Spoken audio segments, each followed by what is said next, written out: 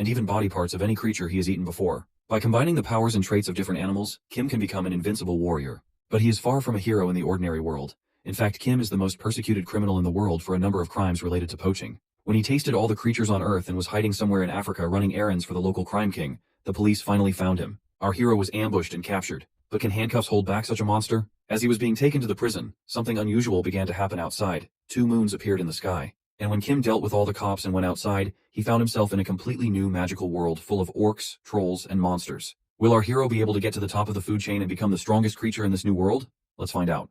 Kim rips out of the van and witnesses 2 moons in the sky. That's when he realizes that he's not on Earth anymore. Being arrested by his partner in crime, who turned out to be an international police officer, arrested by the authorities, and now being alone in a strange new world, was a situation that would make a normal person fall apart. However, our guy reflects upon himself and finds out that he's not a normal person. He thinks that it's for the best because, according to the hunter, he committed endless crimes all over the world, and with such a track record, the police and the UN chased him relentlessly. On top of that, with the power he has, Kim wonders if he can really be classified as a human. He contemplates how he has already given up on humanity since that day. As he is about to get deeper into the story, Kim yanks him out of his thoughts. Thinking that now he doesn't need to stay alert, suddenly he hears something. It appears to be a bunch of wolves approaching him. Being one of their kind, Kim recalls that wild animals are supposed to know who to avoid by instinct, or maybe not. As the wolves leap towards him with his fangs wide open, Kim starts to grit his teeth and roars as he transforms into a lion. But the wolves don't stop when they witness a predator in front of them. While the lion catches one of them and kills it, the other wolves flee away. Grumbling, Kim finally gets his meal after a long time and grabs a bite of the wolf, which is the first taste of this place. As soon as he sinks his lion fangs into the wolf, he is unable to tear through the skin and changes into a hippo. After eating his meal with only bones left behind, Kim ruminates about how that simple wolf hide was tough enough to bite through the teeth of a hippo, and the teeth of the shark barely ripped it apart. Other than the abnormally tough wolf hide, the thing that confused him the most was that the wolves didn't have any resistance to his roar. Scientifically, the roar was supposed to vibrate the muscles enough for them to weaken, and for wolves of that size, they should have faltered for a second. Having at least common knowledge, Kim sights at the 2 moons, and deliberates that common knowledge is useless in this place. Later, our guy seems to tear apart what's left of the bone and toss it onto the pile of several animal bones. The boy then narrates that it's been a week since his first meal, and in that time, he's hunted and eaten all sorts of animals in the forest, like a bear with abnormally large paws, a snake, and a deer with sharp antlers. Furthermore, these animals were not so different from those on Earth. And in order to find some sort of common knowledge unique to this world that could do everything, Kim ventures out. Turning his hand into a wolf's paw, he spots a human in the forest and speculates there are humans in this world too. Thinking that he might be able to gain information from him, he sneaks up from behind and grabs the human with his big wolf claw. Kim then reveals that he has the ability to apply any body part he's eaten directly to his body, but he cannot use this ability whenever he wants, as it comes with many limitations. He further adds that he can't use body parts from creatures like lobsters or centipedes, which have vastly different body structures and cannot apply overlapping skills. Our guy tries to talk with the human, but with his head like a hawk, he is unable to speak like a human. As the human catches the terrifying sight of Kim, it scares the life out of him, and he dashes away. But the abnormal creature catches him with the claws and kills him without a thought. While the human is drenched in blood and tries to speak something, Kim acknowledges that he speaks a different language. Watching the human lying helpless, our boy had no means or motive to help that man, and even if he were alive, they wouldn't have been able to communicate. As heartless as it may seem, Kim feels nothing inside as he considers himself a completely different species from this human. In situations like these, he plans on eating the human as it'd be faster to get information from him. It appears that Kim's skill allows him to transform a portion of his brain into that of the creature he's eaten, which grants him access to their memories. Eventually, thanks to his ability and the human's unwilling cooperation, our guy learns the language they speak in this world. As he also takes the human's clothes, he hits the jackpot and finds a guide to monsters in that dead guy's possession. Using this guide, Kim was able to determine what monsters and systems existed in this world. Through these systems, he thought of achieving his ultimate dreams, which he had given up on Earth. 2 months later, our boy learns about the regenerative power of a troll. After hunting the troll and smashing its brain, the troll was able to regenerate within a month. Thinking this information was beyond what the guide told him, he hits the troll with his wolf claw and it awakes. As the troll's face is kept inside the bucket, excluding its body, the vicious boy seems to check how long he has to burn it to peel off the skin. Kim speculates if the troll doesn't have any tolerance for acids or poisons, and to what extent its body can regenerate, still having so much to test. He then walks towards the troll, and with a terrifying look in his eyes, he wonders what kind of experiment he should do on the creature. After getting his hands on almost all the creatures, he dreams of becoming the most powerful creature ever. The next scene takes us to the Onyx Oaks clan of the Great Northern Forest, where a warrior encounters the Onyx. The warrior informs him about the prophecy, which reveals that a monster will be born in the Great Forest, and will eat every creature it comes across, absorbing and using their skills. Claiming that he will be the most powerful monster, we are then shown a glimpse of a beast that seems to be Kim, who devours the troll. The next scene flips to the Great Forest's troll territory, where we see the head of trolls inspecting a human footprint he just found. It looks like they are looking for someone as they realize that someone has been eating humans all by themselves. The head orders his underlings to find the humans before all that's left are bones. Surprisingly, they follow the footprints, which lead them to a cave where Mr. Kim seems to be torturing the poor troll. They smell the scent of a human, as one of the trolls feels something off and notifies his boss, who is busy thinking that this is set up by the bastards they're looking for so they can eat the humans all by themselves. Suddenly they smell a troll's blood, but before the boss can react, our guy emerges from the cave. His animal instinct makes him kill the trolls' heads, realizing he has to use them as test subjects.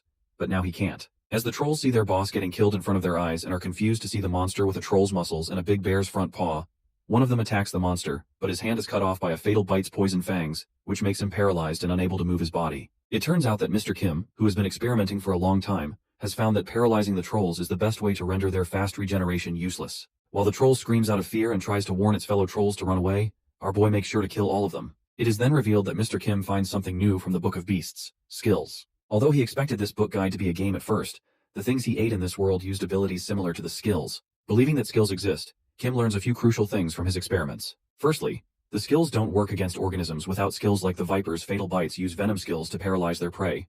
They only leave physical scars to him and not the venom. Secondly, the attacks that aren't skills also affect opponents with skills. Like, after attacking a big hand bear's arm with the venom skill and a viper's fangs, both were able to paralyze the bear. Thirdly, the reason why the hard wolves who have the debuff immunity got intimidated by his roar was probably because of his tiger's roar and not some other animal from this place. In other words, since Mr. Kim came from Earth, he's immune to their skills, but his attacks are fatal to them. Thus, he can become an apex predator here because Earth is dominated by humanity. No matter what organism he consumes, he can't beat humanity since science and weapons easily exceed an organism's limits. In contrast, in this world, there are countless numbers of powerful monsters who prey on humans, and nuclear bombs and science don't exist here, which means nothing is stopping him. Ever since Mr. Kim was young, he dreamt of being an apex predator. In order to achieve his goal, all he gotta do is eat the organisms that live here, like a troll and its infinite regeneration, an ogre with its immense strength, and a monster that breathes out flames like a dragon. In the next moment, we see someone spawned as a slime that can devour anything, and wonder if this fantasy world is like the ones he saw in a cartoon.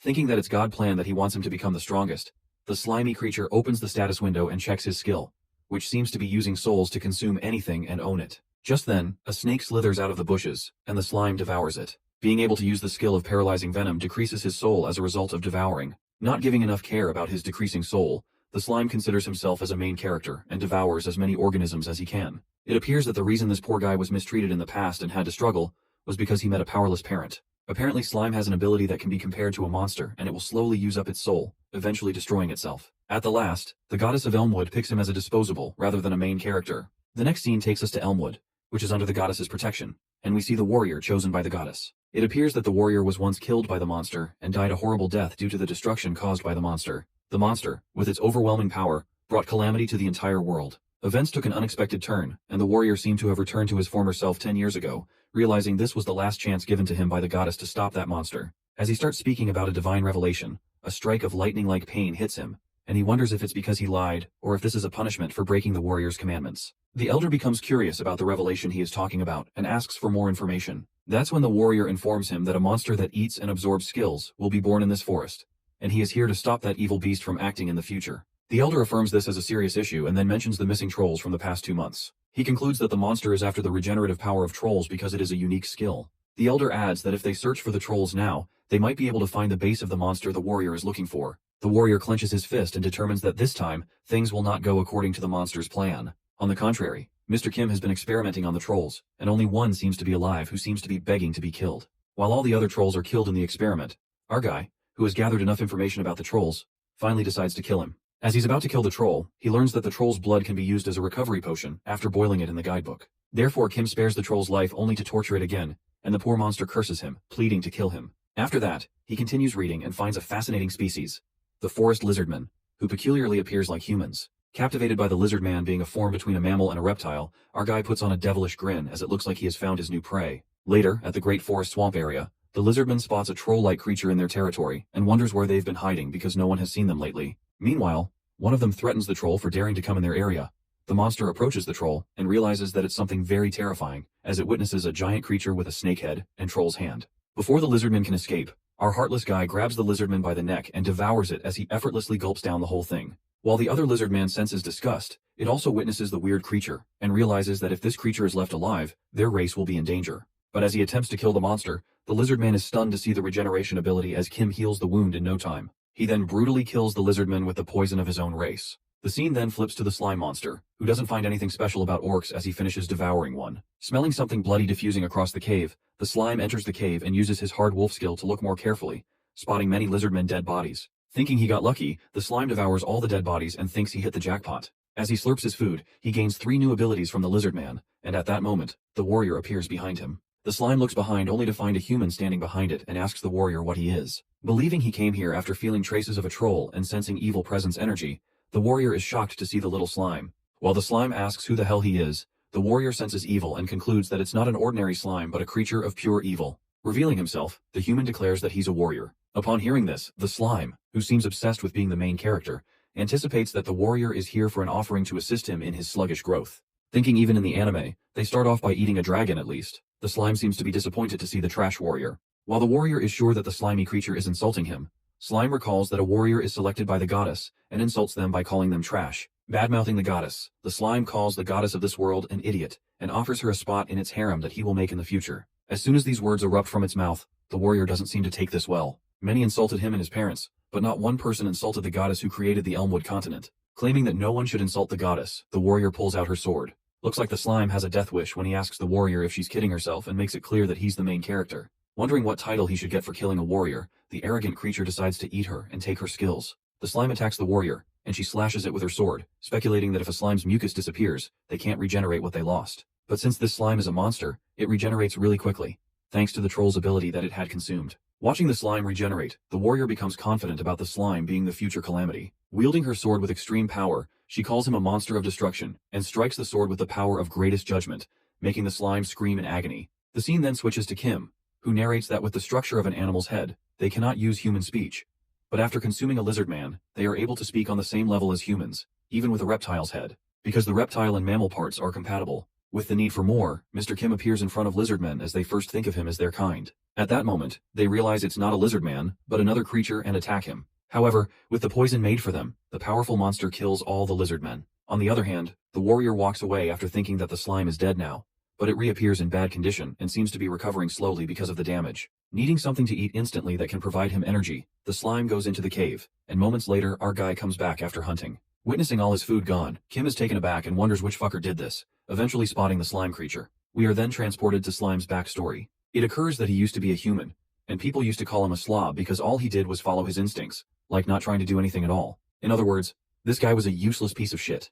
Even his parents abandoned him because he got fat and was jobless at the age of 40. Blaming it on the parents that they didn't use to fulfill their duties, he didn't ask for dirt poor parents anyway. The story takes a turn when this fat guy ends up in this somehow and is reborn as a most powerful slime. Well, that's what this guy likes to think. He was sure he was the chosen one and the main character of this place. Coming to the present life, the slime ends up in a pitiful state right now because of the warrior. He thinks of it as a challenge for himself, and decides to take his revenge after devouring every skill in this world. Just then, Mr. Kim arrives and the slime couldn't be more happy to see his prey right in front of him, and leaps towards him. The boy then narrates about things that happened in the past 2 weeks, starting off with some bad news. He can no longer use the lab for his experiments because the slime that came in while he was hunting for the lizard man contaminated everything inside. But the good news is that when the slime attacked him, it went into his mouth, and he absorbed all the skills. According to the illustrated book that Mr. Kim has, slimes change form and evolve based on the things they eat regularly. Initially, our guy wasn't able to consume minerals, but a slime's diet isn't limited to living creatures. This means now that Kim, who is already the most powerful monster, has absorbed a slime, he can eat metal, and he can transform into metal. The next scene takes us to the land of the Great Forest Dragon, where we see the dragon gliding back to its cave. The dragon lives in solitude and has a title given to her by the lowly creatures that serve her. The lizard man worships the dragon and calls her Scarlet Blaze, who lights up the sky. It appears that a dragon has a baby, and it's very dear to her. Her worshippers give her treasure, and in return, she provides them with prosperity and protection. Although she's been neglecting her duties ever since her baby was born. The dragon then heads out to the lizardmen's territory and witnesses some signs of battle, which leads her to wonder if an intruder has entered. The dragon gets furious and decides to make everyone pay for harming the creatures protected by the Great Scarlet Blaze. On the other hand, Mr. Kim seems to be busy thinking about the mucus that covers the lizardman's scales, which acts as a disinfectant and antibiotic.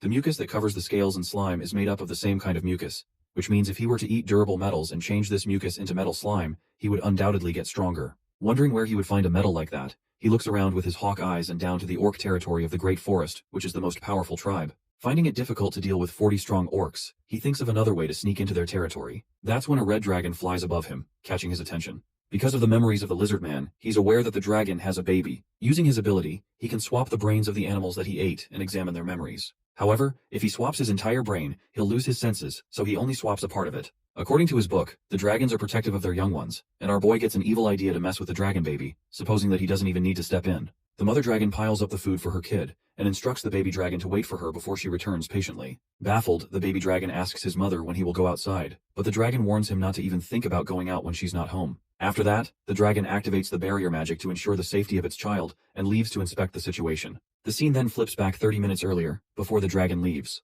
Kim has been standing near the dragon's habitat, and to his surprise, he easily finds the way to the dragon's cave thanks to the lizard man's memory. He throws the dead antelope he was holding to check if the barrier magic is activated, and as expected, the antelope falls down, burnt. Being aware of the barrier, because of the lizard man's memory, our guy also acknowledges that the magic doesn't work for those from Earth. Just as the dragon leaves, he goes into the cave where the baby dragon is while complaining about how high this place is. He then transforms his lower teeth into a troll, a fatal's bite, red scales and bits of other earth animals that were enough to fool the barrier, looking like a dragon. Panicked, the baby dragon questions the intruder in front of him, who seems to be so invested in the treasure collection the dragon owns as he checks it out. This makes the baby dragon angry as he attacks Kim and tells him to get out, but the poor baby is thrown by that monster and collapses while calling out for his mom. After 1 week, the mother dragon returns to her home, frustrated for not figuring out anything. Suddenly, she notices that her kid doesn't come running towards her like it usually would, and looks around when she finds the lifeless body of her baby lying on the floor. Freaked out, the dragon uses all her recovery, healing and cure magic to ensure her baby is okay and eventually succeeds.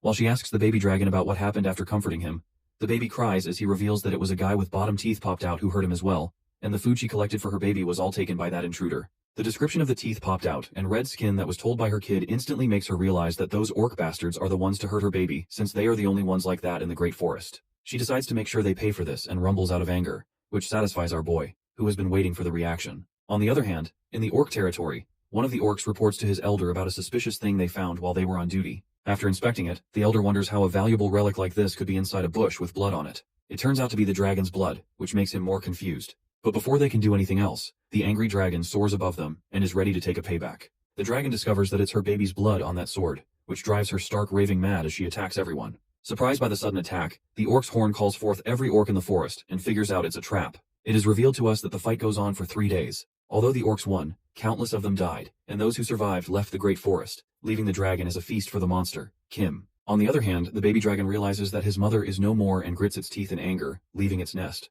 Coming back to our main character, he recalls all the things he ate up until now, which include hard wolves, trolls, lizardmen, orcs, a dragon, and a variety of other monsters mentioned in the book, which brings him to leave the forest since he has nothing to do here anymore. After that, he gets in the cart of a merchant who Kim told that he had memory loss after being injured in the forest. The merchant seems like a nice human and tells him about the herbs that bring youth, items of rare monsters, and secrets of ancient kingdoms. For this reason, everyone comes to this forest, but most of them die or get lucky and end up like Kim. It comes about that Kim learned a lot about this forest on his way to a village, and learned almost everything except for the status tab. It is said that the status tab is common sense in this world, and tells the user information about their lives. He tries to access it but for some reason is not able to, which makes him think maybe it's because he's not from here. Later, they arrive at the village where the merchant drops him off and leaves while admiring the city named as Santo Canargo, which seems pretty big and much cleaner than he expected. As Kim reads the posters on the wall about washing hands to prevent diseases and information about self-hygiene, he finds civilization quite advanced. Just then, he overhears 2 people talking about this city being oddly clean. One of them gossips that only the area near the palace is this clean because the second prince grew up here,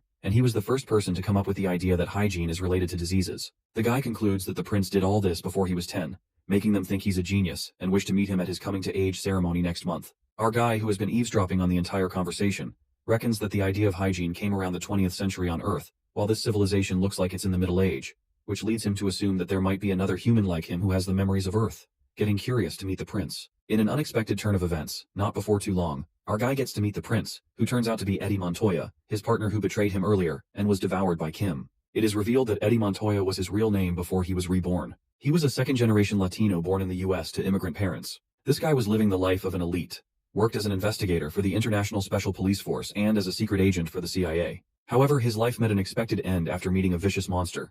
And just like that, his life was over. What the guy didn't know was the existence of a new world after death, as when he opened his eyes, he was a child again. His name was Edward, and shockingly, he was the second eldest prince of the kingdom of Grand Contine. To his surprise, his second life was easy. He somehow ruled this place with the help of his knowledge from Earth, which was a godlike power in this primitive world. He introduced hygiene, science, and astronomy, and with the training he received in his elite life, anything was possible for him. But Edward was lucky enough not to be reborn as a peasant, as no one would have taken him seriously, and he was born into royalty. Furthermore, the eldest prince does not succeed to the throne. Therefore, it's only a matter of time before Edward becomes king. As the crowd cheers for the second eldest prince, he dreams of becoming the king of this world. The scene then takes us to the Lord of Santo Carnargo's manor, where Prince Edward, lying in bed, complains about a tiring day, thinking that forced smiles are harder than he thought. Suddenly he hears the creak from the window and watches a giant lizard barging into his room. Freaking out, Edward asks who the hell he is and pulls out his sword. He immediately recognizes that it's a lizard man and is taken aback as he wonders how a lizard man can get into a minor and manage to break through the barrier spell. Just then, the lizard man greets the prince and changes back to its original form. Asking if he remembers him, Edward is panic-stricken as he recalls that he's a fucking monster pet shop. Frightened to death, the poor guy doesn't seem to believe his eyes as he thinks that it must be a nightmare and stumbles on the floor as he faints. While Kim thinks it is more dramatic than he expected, someone knocks on the door and calls for Edward, the Highness. As the servant comes in and watches him asleep, he looks at the big bear stuffed animal. Nonetheless, the servant yanks out a knife to kill the prince, who seems to be unconscious, and as he is about to stab him, someone grabs his hand. He looks behind and it turns out to be a big bear, not a stuffed animal, but a real monster. Startled, the guy is scared to death, and Kim roars at him, saying that he can die instead. As the loud noise reverberates through the manor, the other guards dash towards the prince's chamber, while our guy assumes that it's getting out of hand as more guards barge into the room and witness the giant bear. The guards, who emerge as assassins, decide to go with Plan B, and kill both the prince and the monster. Meanwhile, the guy from earlier is smashed into the wall. Kim reckons that he can easily deal with these guys, but things will get more complicated if they call more guards. Thinking to escape, the bear grabs the prince and jumps out the window. As the poor prince falls to the ground, Kim, who is not in the mood for being inhuman, saves him and decides to let him live for now, dashing away along with Edward. On the other hand, someone in the minor seems to be writing a letter, and is interrupted by the guards who inform him about the prince being kidnapped by the monster. Slamming his hand on the table, the guy seems in disbelief, and wonders how someone can kidnap a prince in Santo Carnago. He then orders his guards to gather all the troops and save the prince no matter what it takes. After that, Kim, who had been on the run along with the prince, was chased by many people all the way out of the city. Sitting on the hill, Edward finally awakes, and is again traumatized by the sight of Kim, realizing it was not a dream after all. The poor guy passes out once again, and Kim looks done with this dramatic ass. After that, Edward and Kim seem baffled as they wonder how they ended up in this world. While Kim suspiciously asks him why he's here in this world, a strike of terror runs through Edward, as he reckons that this bastard is planning to kill him again, once he finds out the secret of his revival. But our boy assures him that he doesn't plan on killing him, and Edward asks him if it's a promise. Saying that he can't promise anything, Kim reminds him that he has already paid the price of his betrayal. Chills run down his spine as Eddie gets reminded of his horrible death, and speculates that he's trying to kill the others who betrayed him, clarifying that he will not help him. But then Mr. Kim lets out that it's unfair he only killed Eddie and his squad, while the General Lighting and the others who were part of his plan are still alive. Like the sharp monster he is, he persuades Eddie by telling him now that they both are gone, those people must have taken the credit. Hitting the bullseye, Kim reminds him that everyone is living a good life except him. Just as planned, this triggers Eddie as he ruminates how he worked his ass off to catch Mr. Pet Shop. Yet he's the only one stuck in this barbaric world. Letting go of his past self as Eddie Montoya, he reminds himself that now he's Prince Edward Grand Contime of the Elmwood continent, and agrees to work together with Kim. As they shake their hands, Edward, who is also a smartass, learns about Kim's goal. He ponders that his goal is to return to Earth and kill those who betrayed him. So if they find a way to send him back, Kim will kill those bastards for him, and this world will be safe. While the prince allows him to play a supporting role in this grand plan, our boy reckons that having Edward around will be helpful. He's the prince, and the quality of information will be much improved. Not to mention that he can also find a way back to Earth. It looks like these bastards plan on using each other. After that, Kim informs Edward about his assassination, and the prince guesses it might be the old man. As our boy thinks that he's taking it better than he thought, Edward lets out that he is used to this. The prince then rises and informs him that they have a coming-of-age ceremony to attend, adding that his status is important if Kim wants him to help. The next scene takes us to the story of the first king, Edward the Great, 300 years ago, who stayed in an inn on the outskirts of Carnargo during a hunting trip. It is revealed that the king was profoundly impressed with the innkeeper's services and granted him the title of Baron. This was the beginning of the Santo Carnargo Hotel, and the source of power for the House of Baron Carnago. With the backing of the royal family, the House of Baron Carnargo grew to be one of the 5 most powerful families on the continent. As long as the royal authority existed, the House of Baron would flourish, and the day the royal family fell, the House of Carnargo would follow. Later, one of the assassins plans to find the prince and assassinate him. At that moment, one of the guards informs the old man that they have located the prince, and he instructs the guard to bring him back to the manor. While the boy who was planning to assassinate the prince seems to scare his pants off already, the guard reveals that the prince has come to them himself. Witnessing the prince standing outside the gate along with Kim, the old man asks the Highness if he's all right, saying they will save him in no time. But the prince commands him to withdraw the troops and unveils that he was attacked by an assassin last night. He confesses that he was lucky enough to be saved by his secret guardian knight, Mr. Kim. Unfortunately, they had to flee because they were outnumbered by the attackers, and the old man gets flustered, asking if he's certain. But the assassin warns the old man not to be fooled as it's evident that the kidnapper threatened the prince. Upon hearing this, Edward mutters if they are suggesting that he made this all up and yells out his name as Edward Grand Contin. the descendant of Edward the Great and heir to his name. Reminding them who he is, the prince makes it clear that he isn't intimidated by some threat, as they thought he wouldn't be able to stand his ground. Evoking that harboring such thought is treason on its own, the old man is astounded by the prince's attitude. He speculates that the knight's armor may look crude and the red dragon scales underneath the armor, assuming that he's not an ordinary kidnapper. The prince then commands the troops to arrest the old man and his underlings. As they are tied down, Edward approaches one of the assassins and reveals that the House of Carnargo, one of the 5 most powerful families in the kingdom, knows all the secrets of the kingdom that the others don't. He grabs his shoulder and utters that one of them is torture. The prince, with a evilish smirk, assures the assassin that he won't die peacefully. The assassin is scared witless and reckons how his plan was flawless. Just then, the secret knight of the prince walks toward them, and the assassin blames him for everything, asking who he is. That's when Kim takes off his armor and reveals his bare face. While the assassin recognizes that it's the same bear from earlier, Kim winks at him as the poor guy is dragged away by the guards, calling him a monster. The boy then narrates that he stole some old pieces of armor from the nearby village and found a log. He coated the armor with slime mucus and changed it into mystium. He ate in the dragon's nest. It turns out that slime was more useful than he thought because that's how he tricked the Baron into believing that he's a secret guardian knight. The Baron then lets out that the traitors cracked under torture and revealed their secret identity, calling themselves messengers of death. Thinking that those scoundrels were pretending to be the prince's attendants, Baron then asks Sir Kim if he knows something about those men. While Kim decides to tell him what he and Edward discussed and get their stories straight, he tells Baron that he has heard about them from his last night, and further confesses that the second queen, Everose, was actually poisoned rather than being ill. Hearing this, Baron loses it as he hears this news and gets mad, ready to make them pay for who killed the queen. But our boy gets behind him in the blink of an eye and puts his hand on his shoulders, telling him not to underestimate them since they are people who assassinate higher-ups. While the old man is scared to death as he feels his odd strength, Kim manages to convince the Baron to leave this job in his hands since the prince has found a clue so it will be dealt with soon. As our guy is about to leave, the old man pleads with him to protect the prince, while the knight assures him that he can count on him, presuming that he will keep the prince alive until everything is settled for him. Later, Kim and Eddie seem to be traveling somewhere in the carriage. As they travel, our boy asks his partner about the lead he found about the messenger of death.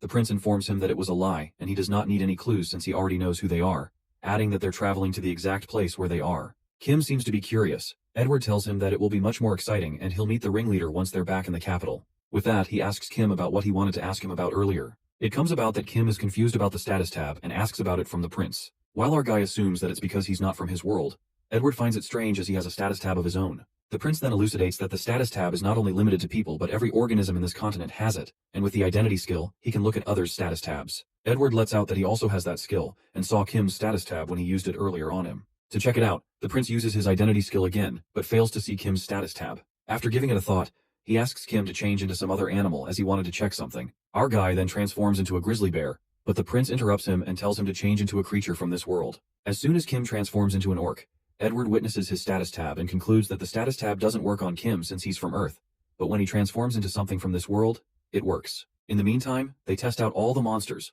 like a lizardman's claw, a troll's skin, a fatal bite's scales, and a hard wolf's fangs, and keep repeating the process until the status tab no longer changes while the prince makes a freaky face, seeing that our guy had quite the feast there. After a few days, they finally reach their destination, and the prince asks our guys if he's ready to fight since they're going to meet the leader of the assassins, warning him not to get too surprised. Upon reaching the palace entrance, the gate opens, and they witness the leader of assassins, the king himself, which leaves Kim with no other choice but to be shocked. As the prince greets his father, the king seems to know what happened to the prince, and is happy to see him back in one piece. However, the king is lost in the thought of this little rat who managed to escape death, while Edward informs his father that it is all thanks to the attendants he assigned. Thinking that the attendants were more like assassins, Mr. Kim could feel the tensions running high between the father and son. The king then calls for Sir Kim and utters that he has never had him in his title, the secret guardian knight. As the tension rises high, Kim reckons if the king is trying to intimidate him, but our boy stays relaxed, and the king seems to be impressed by him, saying that he has the guts befitting a knight. He then asks Edward to gift the knight to him, but his son apologizes and clarifies that he has to decline his offer for 2 reasons. The prince states his 2 reasons, one of which is that Sir Kim is not an object to be gifted, and does not possess him as Kim is his friend. He then confesses that he is best friends with Sir Kim, and although he is the second eldest prince who doesn't have an older brother, they have sworn to be brothers. Smirking, Edward then taps Kim's shoulder, and they both seem to be nailing the brother act. But the king slams his hands on the throne, and anger gushes through him as he watches the brotherly love and instructs them both to get out of his sight. After that, Prince Edward seems to be drinking wine and thanks his brother Kim. Drunk? He laughs hysterically for making his father terrified, after telling him how a mysterious knight of unknown origin covered in the kingdom's secret source, Mystium, came strolling into the palace. He thanks Kim for being able to humble the old man for once, and gives him an enchanted suit of armor. While our boy guesses that he never one-upped the old man before, Edward agrees to him and discloses that his father has been training orphans nationwide as soon as they reach the age of 10. After teaching them basic servant tasks to gather intel and assassination, He plants these trained orphans into the household of royal families, and then uses them to eliminate any obstacles in his path. He adds that the old man was able to claim the throne through such tactics, though he was only fourth in line.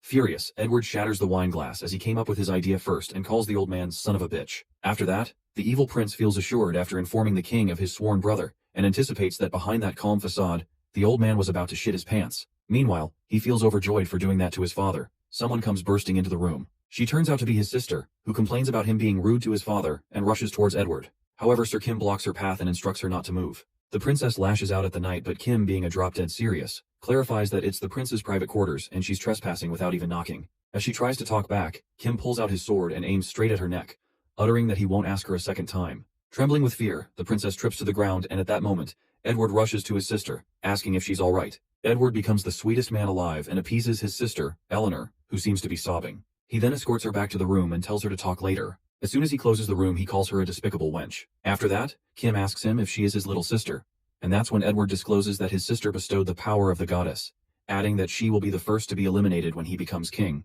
It is then revealed that Eleanor Grandcontene is the youngest of the 3 surviving children of the reigning king, Edward IV. The princess was gifted by the goddess with the power to go wherever she wishes, but it comes about that Eleanor is romantically in love with Edward, the reincarnation of Eddie Montoya, and he's her half-brother. Thinking that the situation is absurd, our guy asks out of curiosity if he likes the princess back, but Edward, who seems to be losing his nerve, tells him to stop with his sick jokes. The prince then reminds him about Queen Everose, the second queen who was poisoned by his sister's mother, the first queen who invited her to a deadly party. Well, the plot twist turns out to be that the second queen was Edward's mother. The prince reveals that the first queen had Eleanor after killing his mother and becoming the king's new favorite. Upon hearing this, Kim sums it up that his sister was born out of the death of his mother, which is kinda gruesome. Our boy then asks him why he's fighting the king if he didn't kill his mother, to which Edward tells him that has to do with the firstborn son. But Edward stops and makes it clear that he only talks about the firstborn son if he's here with them, or if he has granted his permission. While Kim gets curious about why he has been hiding their secrets after all this time, the prince lets out that he has no other choice as he made an oath to the goddess. Done with enough chattering, Edward then sets his hair and tells his brother that they should get moving. As they walk, the knight asks him if he doesn't need a plan for the assassins. The prince lets out with the coming-of-age ceremony. He's proven himself fit to be the next king, which means that the king can't just kick him out as he pleases. He first plans on taking care of the old buffoons loyal to the king so he can win over the prime minister, who is in control of the kingdom's finances. Just as he is planning, Edward bumps into someone and bursts out in anger for daring to stand in the prince's way. However, it appears to be none other than his brother. The next scene takes us to the king's narrative, where he seems to be contemplating about Edward and his sworn brother. He reminisces on the truly remarkable plan he made. The king assassinated all his brothers one by one, removing the obstacles on his path to the throne. According to him, so-called brothers are nothing, but they are still obstacles to be eliminated. Infuriated, he seems to be pissed off at little rat Edward, who has a sworn brother and assumes that he's doing this to humiliate him. The old man's plan to seize the crown was a success. However, he may set a terrible precedent. He plans on creating a better pattern, and ponders about his children who have passed the selection process and were educated for their purpose. His eldest son, who is righteous and wise so that he could rule the kingdom justly. His second eldest son, who is a copy of his father so he can eliminate anything standing in the way of his firstborn's rule. And lastly, his daughter, beautiful and smart, who is destined for an arranged marriage. Unfortunately, his son's talents were beyond what he needed for his plan. His son Edward was far too cunning for his own good and hated his own people, while his eldest son was too righteous and was selected by the goddess to be her warrior. Just like that, the firstborn of the Grandcontene royal family was gone, and the only children left behind were his sly, cunning son and capable daughter. Clenching his fist, the king would rather his daughter take the throne than that devious snake Edward, concluding that he must never be the king. The scene then flips to Edward, who gets up and bows to the warrior. While the warrior informs his brother to come to the audience chamber as they have some urgent matter to discuss, Kim is shocked as a warrior who is the most virtuous and righteous is the chosen one by the goddess herself. Our boy recognizes that the warrior is the kingdom's firstborn son, and predicts that he must be powerful to be protected by the goddess herself, hoping that he better not get in his way. Arriving at the audience chamber, the king and Edward are displeased to see each other again, and the old man greets the warrior with open arms, intending that he must have been the king. The warrior thanks the majesty for the warm welcome and cuts to the chase, revealing that the goddess bestowed him with the power of holy light. As everyone is quite astounded, the warrior plans on leaving on an expedition in 1 week's time after receiving a response from the church and asks the kingdom to support his cause with its military. Smirking, the king gladly supports the warrior, saying it's their duty. On the contrary, Edward doesn't take this so well and slams his hand out of anger as the old man gets him real good. Mumbling that the demon king ruined his plans, Kim asks him what he's talking about. That's when the prince realizes that he doesn't know how things are around here, and reveals that demons have been hostile to humans from the start, with their ruler being the demon king. Through mediation with the goddess, the two races must maintain a balance even if they are hostile towards one another. Furthermore, if the scale tips to one side, the goddess creates a warrior on the opposite side, and if the balance is not maintained despite the warrior's efforts, she will bestow them with the power of holy light. In other words, the power of holy light gives the warrior the right to slay the other side's king. Similarly, the demon king also has the right to be treated in a manner befitting his title. However, the warrior with the power of holy light can slay the demon king without fear of retaliation. After this long story, our guy still doesn't understand what he means. Then Edward clarifies that the power of holy light bestowed upon the warrior puts humanity in danger. As a member of the royal family who is about to succeed to the throne, it becomes his responsibility to fight in the war. As cunning as he is, Edward already knows that the old man will fight on the front lines, and even if he manages to make it out alive, he will make some sort of scheme to throw him out of the kingdom. The following day, the king commands Prince Edward to defeat the demon king with the warrior. To save his pride, the prince confidently bows to the king's command, uttering that he will gladly give his life in service of the divine warrior. Upon hearing this, the audience is impressed by the prince's so-called honor and loyalty, while the king puts on a cunning smirk. Later, Eleanor witnesses her half-brother Edward leaving the palace and cries for him. Meanwhile, Edward drops his act of being goody two-shoes, and he commands his brother Kim to get the hell out of this dump.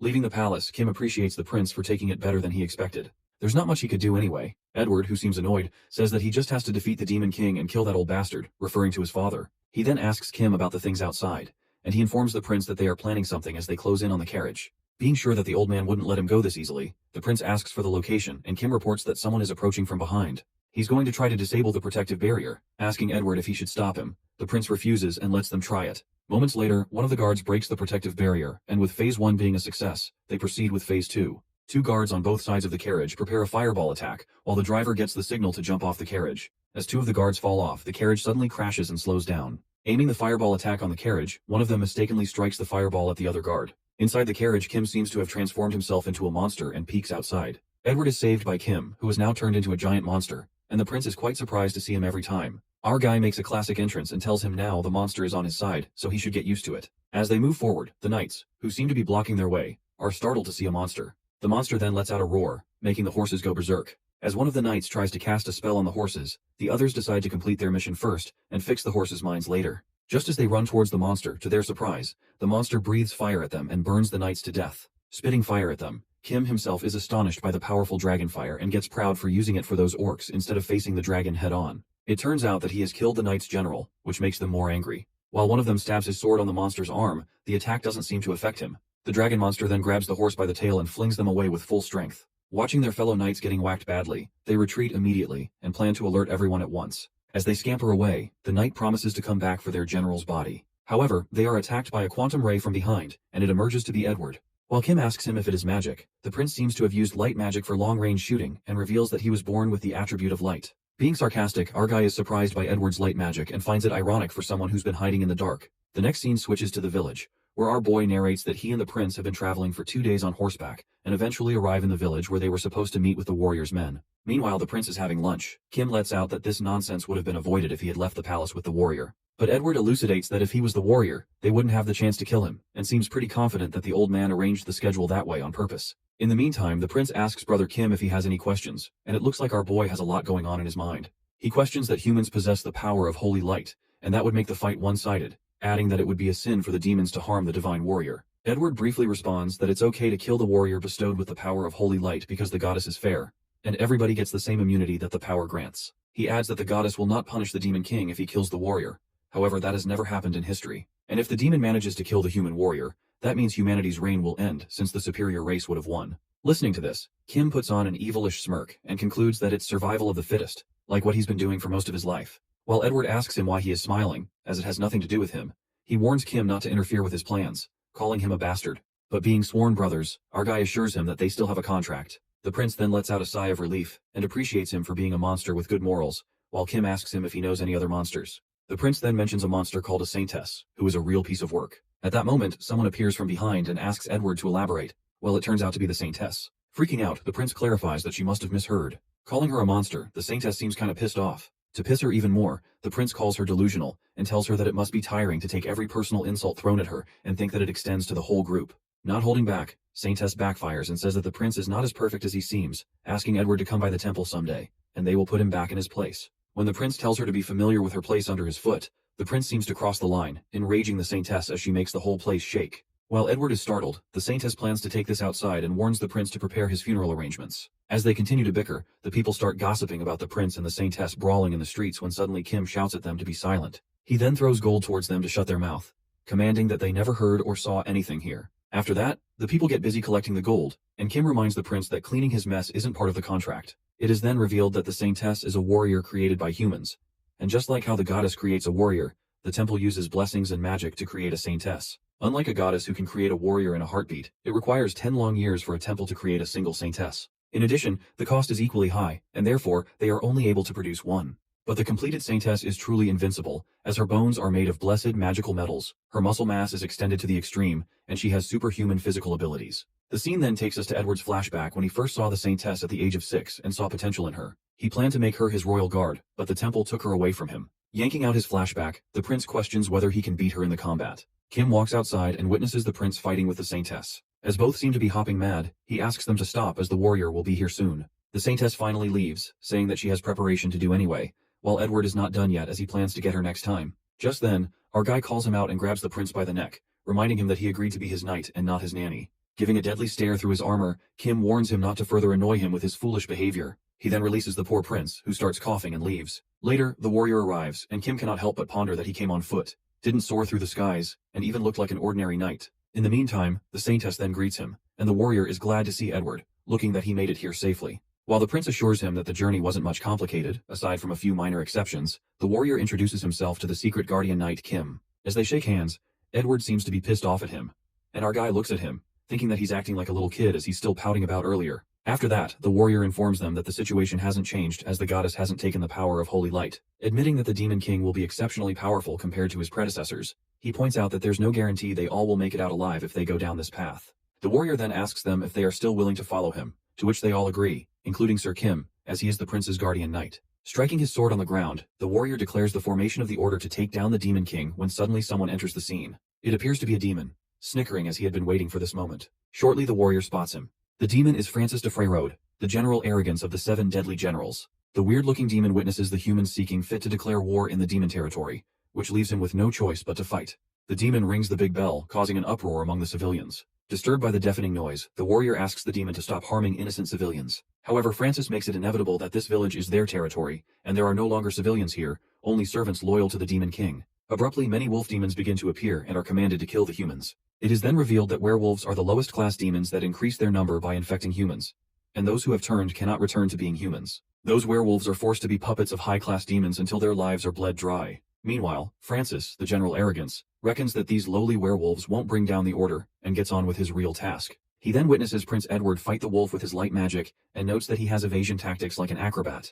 Moving on to the Saintess, who's mastered all manner of spells, and her fighting style is brute strength. While the demon notes the warrior's style, which is by the book, an innocent child who seems to be infected by the wolves attacks him, and the warrior halts for a second. As he kills the wolf, Francis notes all the tactics and decides to head back. However, he realizes that one of them is missing, and that's when our guy discreetly appears behind him. Finally feeling the presence of someone, a strike of terror runs through Francis, who is left in disbelief about what has just happened. He wonders how he can get behind him, and it's impossible as he would have sensed it. Thinking it's preposterous, he reminds himself that he's the general arrogance of the 7 deadly generals. At that moment, Kim stabs him with the sword, eliminating Francis. The scene then switches to the other demon generals, who has been informed of the death of General Arrogance. They seem to make fun of him for how confident he was, and call him General Reckless. The other demon supposes that his death wasn't in vain, as they now know that the human vermin are skilled enough to take down one of the generals. But it turns out to be a joke as the demon concludes that Francis was the weakest of them all. One of the demons announces that the even warrior is tied down by a goddess, affirming that human destruction is inevitable. The demon is certain that humans cannot defeat them because they've exceeded the limits set by the goddess. It seems that the battle comes to an end,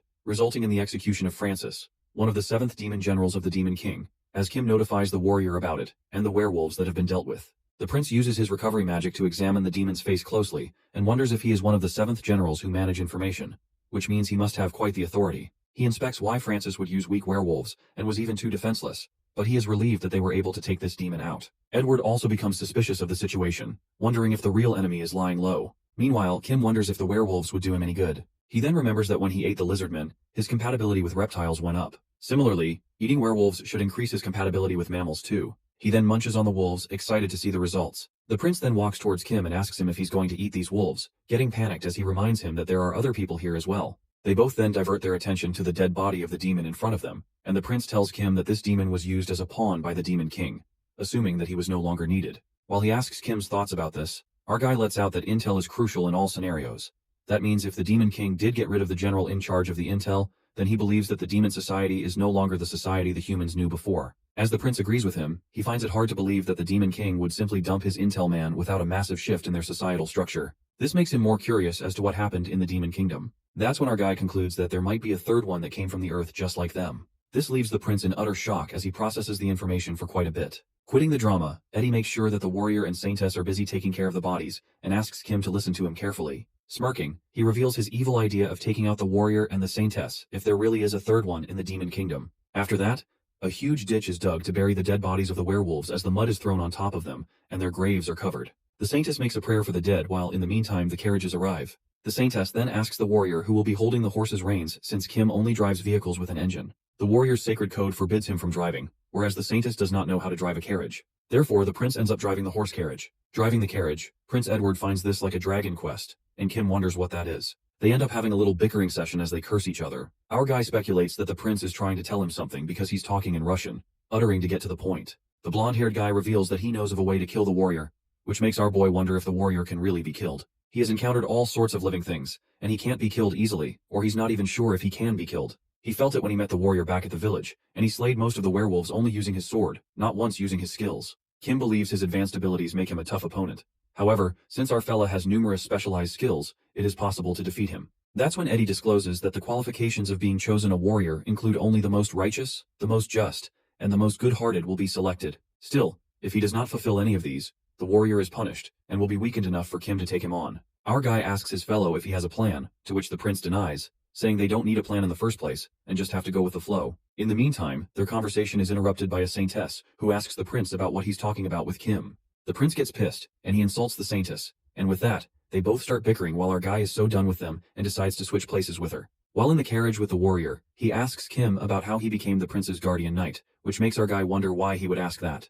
The warrior then reveals new information about the prince being his little brother. Upon finishing his sentence, the warrior feels a stinging pain, because he violates the sacred code that dictates that the warrior must not have favorites. Grasping Edward's plan, our guy says to him that he would have avoided this pain if he hadn't asked this question, to which the blonde-haired man replies that this question was worth the pain he went through. Well, our guy finds it ironic that the older brother cares for his younger brother, whereas Edward is planning to kill his older brother. Looking forward to seeing what happens, Kim then reveals that he's under a contract to protect Edward, and in return, the prince will find a way to grant his wish. As they're talking, the warrior asks him if that's the case, his goal must be to receive the reward for slaying the Demon King. He realizes that the wish he's talking about is not an easy one. Hearing this, our guy seems to be unaware of the reward that the warrior is talking about, and asks more about it. It is revealed that the fortress city is located at the very edge of the Grand Khantan Kingdom, whereas the Demon Kingdom is situated in a mere 12 miles of the fortress city. They decide to stay in a tavern for the night as the warrior heads out to help those in need, and the Saintess leaves to inform the church about her safe arrival, asking Kim to keep an eye on the prince so that he doesn't cause any trouble. This pisses off the blonde-haired guy, and he tells her to go to hell. As soon as they leave, Kim notifies his fellow about the new piece of information he has about the reward for slaying the demon, and the prince is more than delighted to hear about this. The boy then narrates that the goddess bestowed the power of holy light on the warrior as the divine chance to slay the Demon King. When that duty is fulfilled, the goddess will grant A for each individual who took part in it. The blonde-haired boy thinks it's too good to be true, and our guy assures him that it's the truth. Upon hearing this great news, the prince starts chugging down beer and announces it's on him, while Kim orders a beer for himself as well. The prince apparently drinks too much beer since he does not feel good, and pukes while his partner finds it gross. Just like the prince, other people in the tavern also feel dizzy, and then something unexpected happens as Edward's veins begin to pop out. The warrior, on the other hand, is busy helping the civilians. He carries a wooden barrel as the middle-aged man thanks him for his kindness, and confesses that the warrior is just as the rumors say, calling him a spineless son of a bitch. Getting the gist of the situation, the warrior takes his sword out and questions the man before him about who he is. The man tells him not to worry because they already know everything about him. Meanwhile, he wonders who he is referring to, only to look behind and see all the civilians coming towards him, as they seem to be possessed and in control.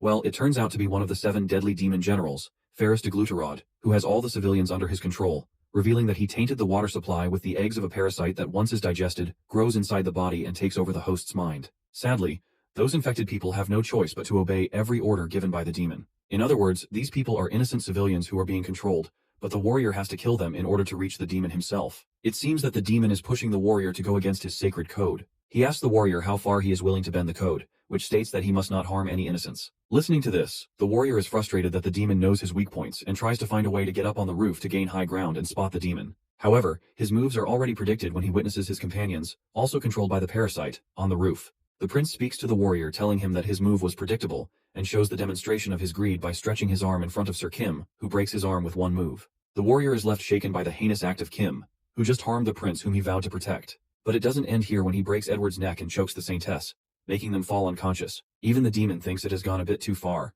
telling Kim to stop while our boy carries two of them and jumps from the roof. He justifies his actions to the warrior, asserting that it will prevent them from killing themselves, and instructs them to take care of his companions, while he will take care of the demon bastard. One of the civilians, controlled by the demon, speaks up that Kim was fortunate enough to avoid his parasites, but his sentence is left incomplete as the guy kills him. Meanwhile, the warrior freaks out and reminds him that these are innocent civilians. This leaves the demon stunned since he never expected a knight to kill his own kind without hesitation. As one of the civilians agrees with the warrior so that they won't be killed, Kim is glad about the fact that they won't remember what he's about to do. With that, the ruthless monster runs toward the civilians while transforming his hands into the muscles of a troll and kills a good amount of innocent civilians in an instant. While the demon shit his pants and asks him to stop, reminding him that he's a knight who shouldn't be killing innocent civilians, Kim responds to him to stop being a hypocrite, and he shouldn't have controlled them in the first place. Scared to death, the parasite demon gives up and surrenders to Kim, uttering that he will release the civilians and go back to the demon kingdom. As Kim kills a bunch of other civilians, the demon shouts, getting annoyed and wondering if he has hurt him or not. But it emerges that our cunning main character was clearing his way since many people were blocking his path, finally spotting the demon hiding on top of the wall. Getting spotted, the parasite tries to escape immediately. The demon decides to run away, not caring about the warrior or anything else. But our boy catches him just in time and crashes him into a wall. As the demon is frightened and warns Kim to stay away, our guy confesses that he hasn't seen a creature like him before, and there isn't a single skill he has that matches with the demon's skill. Asking him to do him a favor, our guy, with an evil smirk on his face, lets out his tongue and prepares to devour him. The demon's life flashes through his eyes as he reckons that he hasn't encountered a creature like this ever before. He even poisoned the water supply with parasite eggs, and no living creature can live without water. Even if they resist, he has control over their companions. His plan was perfect in his point of view. But this bastard who harms his companions as a knight and goes off on a rampage, killing his own kind without a second thought, was something else that he never expected. But since the situation has come to this point, he has nothing to lose, and seems certain that Kim won't be able to fight off his powers as he has complete control, and just like that, he gets eaten by the knight. It is revealed to us that the demon tosses himself onto Kim's face and clings to him. Kim gulps the demon down his throat and burps, wondering if it just killed itself. He has eaten many parasites on Earth, but he wasn't able to gain any skills from a parasite that only controls insects and fish. However, this demon has the ability to control humans, so he might be able to use a proportion of its abilities. With that, he tests the skills and bites his troll's skin finger off, spitting it on the ground. While separating a part of his body, his finger starts to shake and takes the shape of a fish, which leads him to hypothesize that he can separate a part of his body and control it. But there are limits to its size and length that he can control. Thinking that he might be able to develop this skill if he eats more hybrid creatures, the guy decides to start with the cleanup as he peeks down at the civilians. In the Demon King's castle, the demon generals gather to discuss Gluttony getting defeated so easily. As they question about any chances of his survival, one of them mentions that he's dead since all the parasitic samples in his lab have perished as well. The demon then lets out that Gluttony was a strong demon. Although he was behind the times, he was befitting for the four great kings as one of the demons who wonders how the hell did he die. It's reported to them that some monster killed the humans under Gluttony's control and then went after him, unveiling that it's the knight who's tagging along with the prince. With Gluttony and the four kings excluded, the demon decides to send Wrath, who can fight against the humans, but he's far too valuable to send off to face the warrior. He adds that Wrath specializes in dealing with large numbers of humans, so using him against the allied human forces would be more effective. However, one of the demons comes in and interrupts the conversation, announcing bad news. As soon as he hears about what happened to his brother, Gluttony, and everyone grows hushed, Wrath goes after the monster. On the other hand, the prince and his companions continue their journey, and we see the warrior thinking that Kim's method was the most effective for killing the demon. Curious, the warrior lets out that he could have avoided the unnecessary slaughter of the innocents with his strong skill set, given that those people were merely controlled by the demon. While our guy dumps the blame on the demon for all the damage, the warrior notices that there's not a trace of guilt on Kim's face for what he did. It's unbelievable for him to think Kim is the prince's secret guardian and considers him a demon. As the warrior is concerned about Kim's careless behavior, he suddenly hears the prince's voice, and the carriage comes to a halt. The warrior asks about the matter, while Edward seems terribly frightened upon seeing the creature in front of them. It emerges to Dracus de Lazorth, Wrath, who has come here to avenge his brother in arms, Gluttony. The big creature leans forward, and the ground shakes, scaring Edward and the saintess to death. In the meantime, Kim steps out and asks the prince if he knows this creature, to which Eddie responds that he has read about it, but it's his first time seeing it in person. It is then narrated that 50 years ago, a demon warrior rode this monster into battle.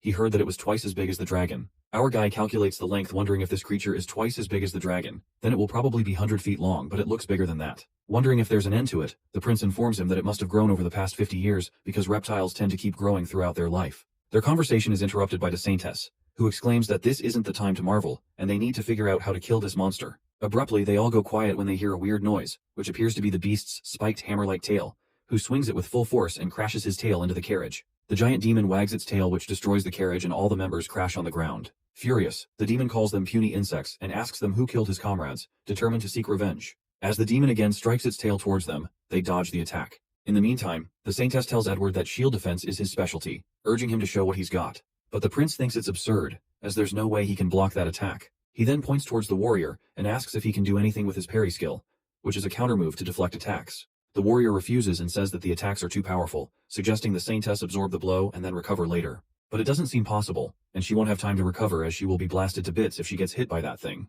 While there's nothing they can do to stop it, the three of them look towards Knight Kim. Being shy at first as he asks if they really think he can take on that giant creature, our guy unveils that he has a plan. On the other hand, the demon reckons that even if his brother-in-arms were killed, from his experience, letting anger get the best of him is dangerous. While the scars from being ambushed by those humans still hurt, his tactics are perfected through trial and error. From determining the enemy's presence with his detection skill to sweeping the area so the enemy cannot hide and intercept when the enemy approaches, the demon is certain not to lose a single battle using his tactics, even if it is against a warrior. On the other hand, the Saintess seems to object to Kim's idea, thinking it's rather reckless. As our boy asks her if she got anything better, the warrior surmises if they run, that could put the cities in danger, so even if there's no hope of winning, they must fight. Just like that, the warrior runs towards the demon, and Kim prepares himself for the next move. Meanwhile, the warrior is fighting the creature. We get to know that the holy sword of the goddess reveals its ultimate power against evil creatures, and if it isn't facing evil, then it's just a regular sword. It appears that the beast's anger is fueled by anger that isn't evil or righteous, and as a consequence, the sword isn't showing its ultimate power.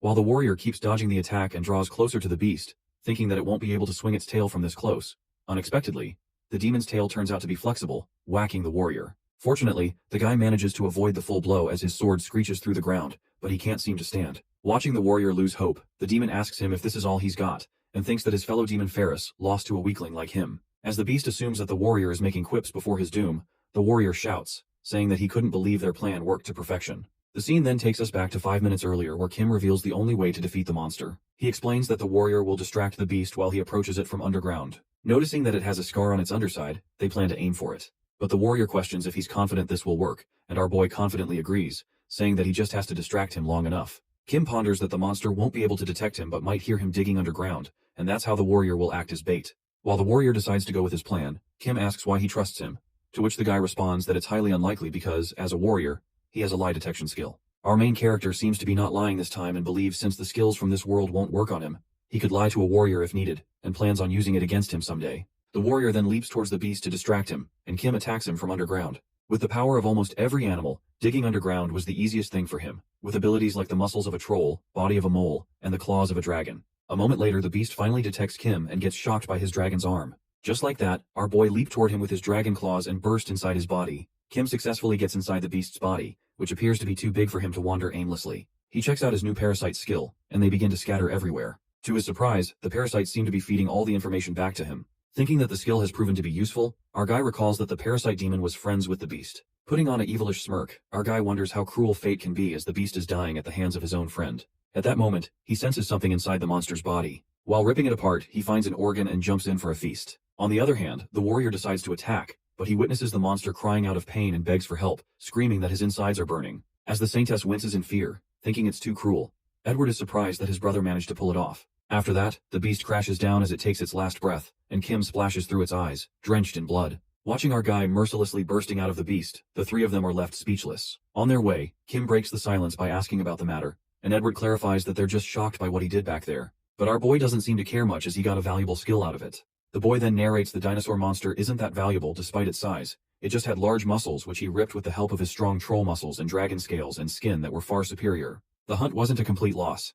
It was a win. First, he chewed on the monster's lungs, which were a powerful mass of muscles. Since the lungs require such a large amount of oxygen to support its behemoth size and are able to suck large amounts of air, that means it can also blow it back out with the same power. With those lungs, his dragon breath became more powerful. Secondly, it was blood vessels which had small heart-like organs attached to its arteries and veins. This allows him to keep pumping blood in his body, even if his heart is destroyed. And lastly, he found something valuable, and thanks to this, he has the ability to fly. The next scene flips to the demon generals who get to know about Wrath being eliminated as well. Leaving just the 4 great kings, one of them laughs hysterically and lets out that everything seems to be going to the Demon King's plan, adding that the warrior will proceed to the Demon King's castle. Anticipating that now they have wiped the human villages, the warrior will try to destroy the source of the problem to avoid casualties. The demons seem to have succeeded in eliminating the relics of the bygone era without doing anything while leading the warrior to believe that he slayed the Demon King's best generals. The Demon General declares that it's time for humanity to perish. In this war, humanity will win if they behead the Demon King. However, the demon race must either destroy them or get them to surrender. The general further adds that humanity won't surrender as long as the warrior stands.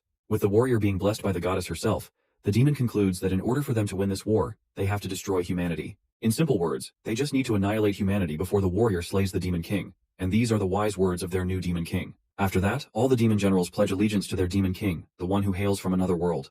The scene then switches to the four of them passing through a rough area where the monster passed through. As they are walking, a demon appears and asks the humans to stop immediately. While more demon soldiers begin to emerge and surround them, they fight them off. As Kim slashes two demons, something grabs his attention, and it appears to be a map. After dealing with the demons, Kim informs them about the map of the Demon Kingdom. He finds it on one of the demon soldiers. Inspecting the map, Edward lets out that all the roads lead to one point on the map, and all the roads are connected to the main battlefield. Meanwhile, the Saintess believes this map is for supply routes, and the warrior prepares to slay the Demon King now that they have the map. However, the prince looks at the village located in the mountains and finds it suspicious as it is connected to the main road, despite having no strategic value.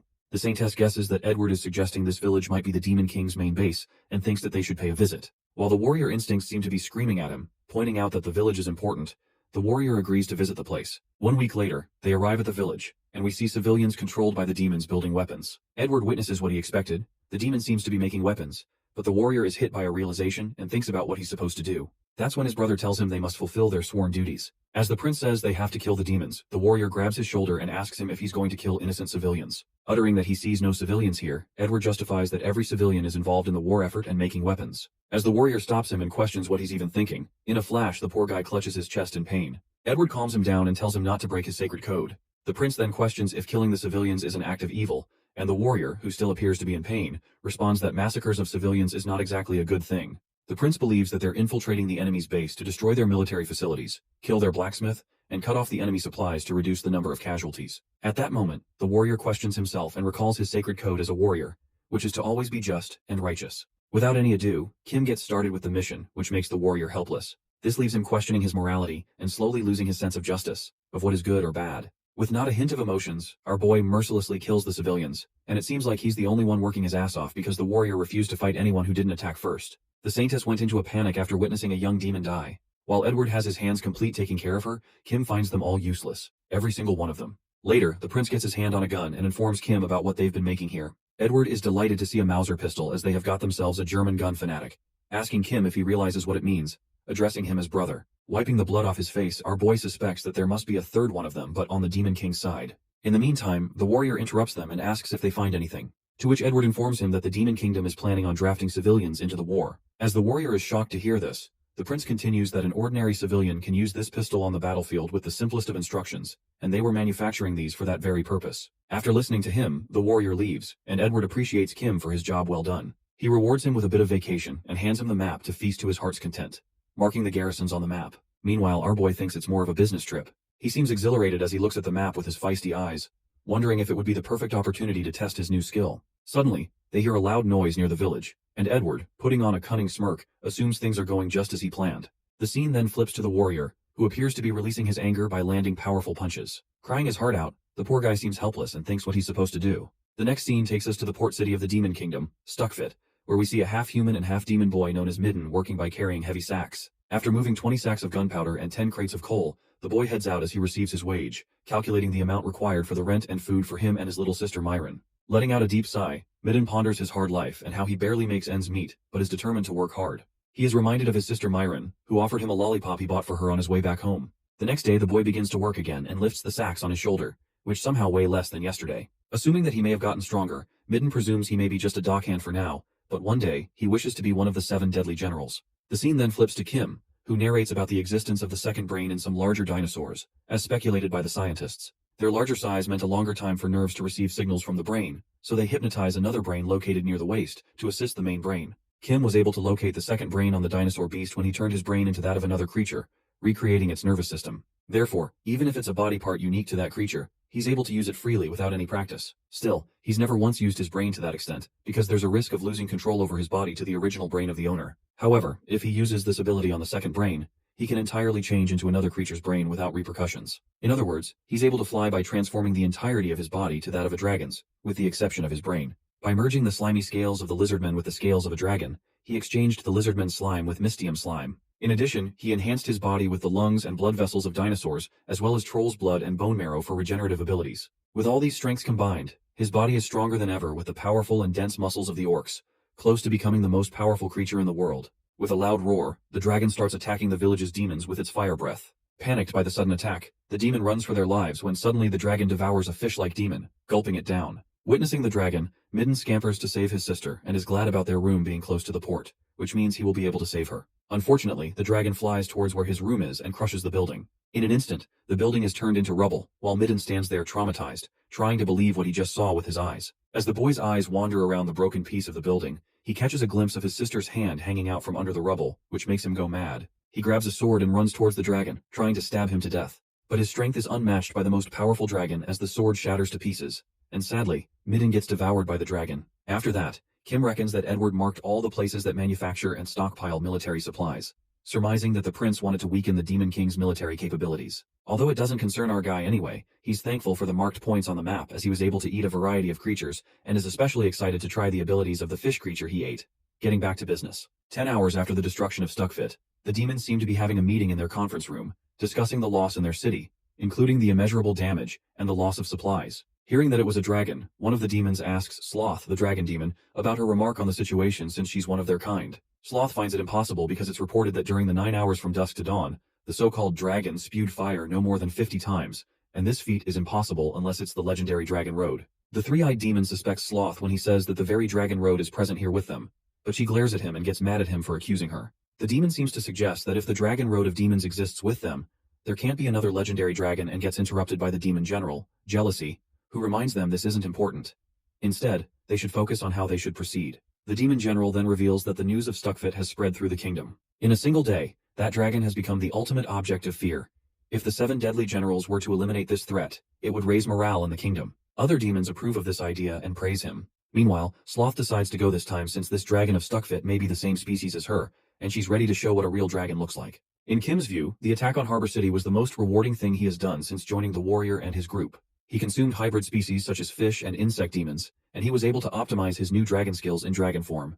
Thanks to his recent feast, he's able to understand his dragon form better, reckoning if he keeps up with this progress, soon he will be able to reach his ultimate goal, which is becoming the apex predator. He glides over another village, ready to attack, as the demon first witnesses him. They mistake him for one of the demon generals, but soon, they realize that it's the dragon of Stuckfit and start running for their lives. The dragon breathes fire all around the place, mercilessly eating and crushing all the living beings. Sloth, on the other hand, flies around searching for her opponent, and according to the reports, the dragon was spotted near the 6th Army Post an hour ago. Not knowing who that dragon is, she decides to put it in its place as soon as she finds it. While Kim causes insane destruction in just an hour, Sloth finally spots the dragon and sees him eating the dead, finding it crude. More importantly, she was told that it was a red dragon, but when she looked at the dragon with body parts of different creatures, she was bewildered. She then plans to use her ability, known as the Dragon Speak, which is the power of a dragon, to sow terror and bend opponents to their will. The sloth yells to stop, and moments later she realizes that her ability isn't working on Kim. This enrages her, and she finds it impossible to stop because her Dragon Speak ability can even bring down other dragons. While our guy seems to realize that she's stronger than the puny weaklings he has been dealing with, he clarifies that it would be best for her to abandon any hopes of controlling him with her power. He warns her if she tries to control him once again, then he will have no choice but to take appropriate countermeasures. Upon hearing this, her eye twitches with anger as she calls him insolent. Since she's very arrogant, her ego gets hurt, and she swears to throw him into the deepest despair. With that, they both start to fight, showing what they've got. After 10 minutes of fighting with their claws and loud roars, Sloth appears exhausted, with her dragon body throbbing in pain. She realizes that her opponent is holding his ground just by blocking her attacks the entire time, adding that she's never in her life seen a dragon this strong before. Kim, on the contrary, knows that even a dragon can't penetrate Mystium and Ogre's muscles, and if a powerful dragon like her can't do anything, then other creatures won't be able to leave more than just a scratch on him. After that, our guy decides to move on to his next experiment and remove the Mystium slime from his body. But as soon as he does that, Sloth instantly attacks him, knowing that his defenses are down, and bites his neck, ripping a piece of its skin apart. Taken aback by the sneak attack, Kim smashes her away. Using his super regenerative ability, he recovers his muscles, leaving her flabbergasted as she wonders what kind of creature he really is. Concluding his experiment with this form, Kim decides to spare Sloth's life in return for her contribution and tells her to go. But this makes her go crazy, as it triggers her ego again, and she decides to reveal the true powers of the legendary Dragon Road. Using her ability, the Condensed Drain Breath, she creates a ball of fire while our guy has no choice but to annihilate her. The legendary Road Dragon spits out something that looks like parasites and crashes to the ground, wondering what the hell is happening to her. That's when Kim reveals that it's his flesh that she swallowed. It turned into parasites and ate away her insides. With that, he warns her that she shouldn't be eating everything she sees and mocks her by muttering that she should be careful next time as there's no next for her. Meanwhile, Sloth reaches her end and dies. Someone reaches out to Kim using telepathy magic and pleads for his help.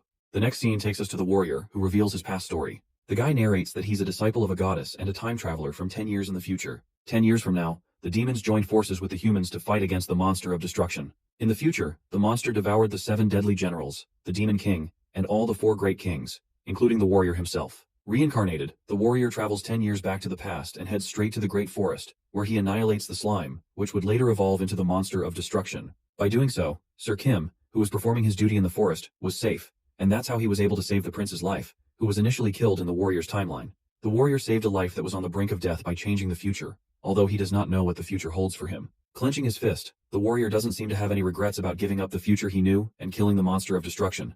However, there's one thing he regrets, which is not finding out more about the Demon King's army. If he had done more research, they wouldn't have been so powerless against the demon, or at the very least, would have discovered this demon's power, referring to one of the general demons, greed. The scene then switches to 30 minutes earlier, where the Saintess, the warrior, and Prince Edward continue their journey. While they're walking, the warrior asks the prince where he sent Sir Kim off, and he informs him that he sent Kim somewhere important, as Edward tells him that they will soon arrive at their next destination.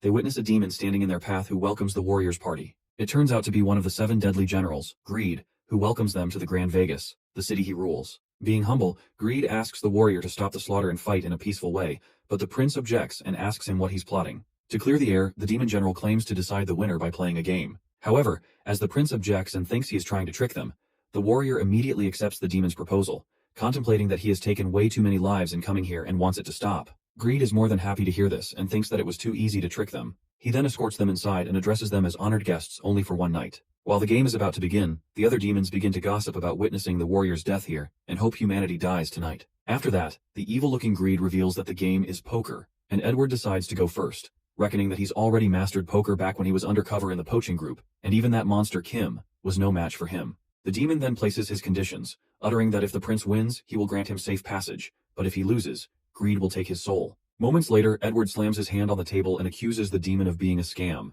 As the poor guy shakes in anger, Greed reminds the prince that he said it's not a scam as long as he's not caught. Meanwhile, Edward is left in disbelief, saying this round doesn't count, and gets determined to find the trick he played on him. Nonetheless, the prince loses, and as promised, Greed takes his soul. While the demon takes out his soul and puts it inside a coin, the Saintess freaks out and asks the demon how dare he steal Eddie's soul, calling him a bastard. That's when Greed reveals that it's a unique skill that carries out the agreement made beforehand, no matter what, known as the absolute execution. As the Saintess tries to whack the demon, Greed clarifies that such barbaric violence doesn't work here, not while his second skill, a complete zone of peace, is in effect. Being pure evil as he is, the demon speculates that with these 2 skills, no one can beat him at the card table. Tricking the Saintess, Greed guesses that Edward is important to her, which makes her flustered. The demon can see the emotions written on her face and read her like an open book. He then asks the Saintess to play a game with him if he wants the prince back, betting Edward's soul, and asks the girl to bet her soul. As the warrior tries to stop, saying it's too reckless, the Saintess assures him she can do it, adding that she is called the ace of the convent for a reason. Confused, the warrior questions if there's gambling in the convent,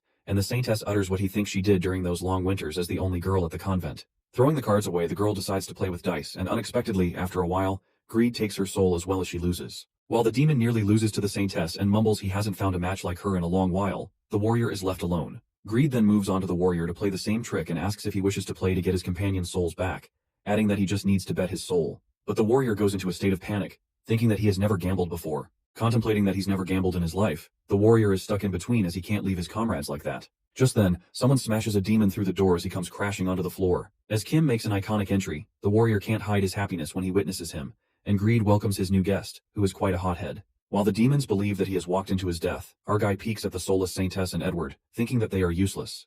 He decides to wrap it up quickly and then get back to his real mission. He clenches his armored hand, but Greed asks him if he's planning to use brute force, and acquaints him to try using violence around him as it will be pointless, because of his unique skill, complete zone of peace. Kim confirms it with the warrior, who informs him that the demon is speaking the truth, adding that his skills neutralizes any act of violence within these walls. Well, it seems like our boy has found himself a feast as he is enticed by the demon's skill. After that, Greed explains that the prince and Saintess have both lost their souls to him, and to get them back, Kim needs to win against him. The demon clarifies that he must bet something of equal value if he wishes to have their souls back. He must bet his soul as well. Our guy seems to agree with his conditions but makes a shocking claim when he bets souls, his and the warrior's soul. Upon hearing this, the warrior freaks out and asks him what he's doing. Kim then lets out that since the demon took 2 souls, they will also have to bet 2 souls if they get 2 souls back. While the demon says he's right, our guy assures the warrior that he can definitely beat him, muttering that's what Eddie said before losing his soul. Kim lets out that he has a better chance at winning anyway. Panicked, the warrior seems to trust him with this. Betting 2 souls, Greed then asks the knight his game of choice, and Kim raises his hands. Assuming that he is playing rock, paper, and scissors in a flash, the guy strikes a punch straight into the demon's face, smashing him on the ground. It turns out that according to experiments Kim has done, skills don't work on him. In simple words, this monster is not affected by skills that directly target him, just like he receives damage from a fireball, which creates a ball of fire and throws it at the target. The reason is that it's a skill that throws a fireball created with skill, and the same goes with the rapid shot and guided shot. Likewise, this demon's skill to complete a zone of peace ultimately doesn't work on him, because this skill only applies to people using violence within the zone. Coming to the present scene, Kim strongly stomps his feet onto the demon. It was the first time in his life that Bacchanio Greed could not understand this sensation. When he finally realizes the sensation of physical pain, he also discovers the complete zone of peace was broken, and a sense of defeat was carved deep into his soul. Furthermore, Baccanio's other unique skill, Absolute Execution, gets revoked as the conditions of the agreement set beforehand were met. Just like that, the 2 souls return, and the Saintess and Edward appear to be in shock. Meanwhile, the demon utters that it's a scam. Kim, who has already beat the crap out of him, goes on to the second game. Betting on Greed's life and everything he has left, our ruthless guy asks him if he's going with his right hand or left hand. Grinning like a madman, Kim transforms his feet while Baccanio makes a guess. Giving the wrong answer, the guy kicks the hell out of him as the blood splatters everywhere. Witnessing one of the great kings getting annihilated, the demons are left in terror and run for their lives. However, the monster traps them and affirms that nobody is getting out of here alive. Listening to this, the warrior objects and makes him understand that they don't need to kill for no reason. Giving him a cold stare, Kim justifies that these scumbags were enjoying watching Baccanio taking people's souls, and taking these trash out is an act of righteousness. While the warrior tries to reason with him, the knight aims the sword at his neck and asks the warrior if he will choose justice or goodness. As he remains silent, Kim tells him to get those 2 people out of there, as someone who doesn't even know where their heart lies will only get in his way. The warrior then takes the Saintess and Edward out of the place while the demons inside scream for help, pleading to let them out. The heartless monster then begins cleaning the house and devours the demons as they scream in agony, gulping them down like the vicious beast he is. After his bet with the demon general, he acquired his skills, and the moment he acquired them, information flooded into his mind. After gaining control of the casino, Kim learns that it was Greed's personal fort, where he controlled everything.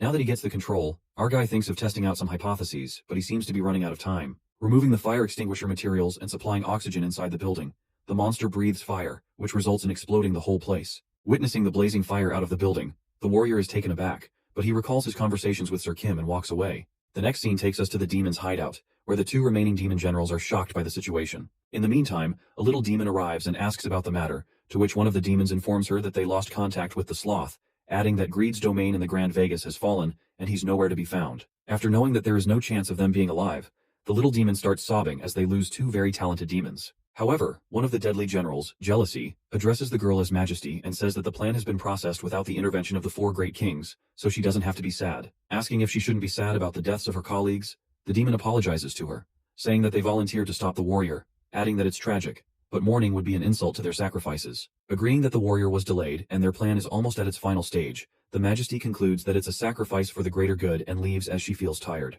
After she leaves, Jealousy and Lust argue about their unsuitable titles. Nonetheless, Lust seems to care about Her Majesty's plan as they're almost at the last stage.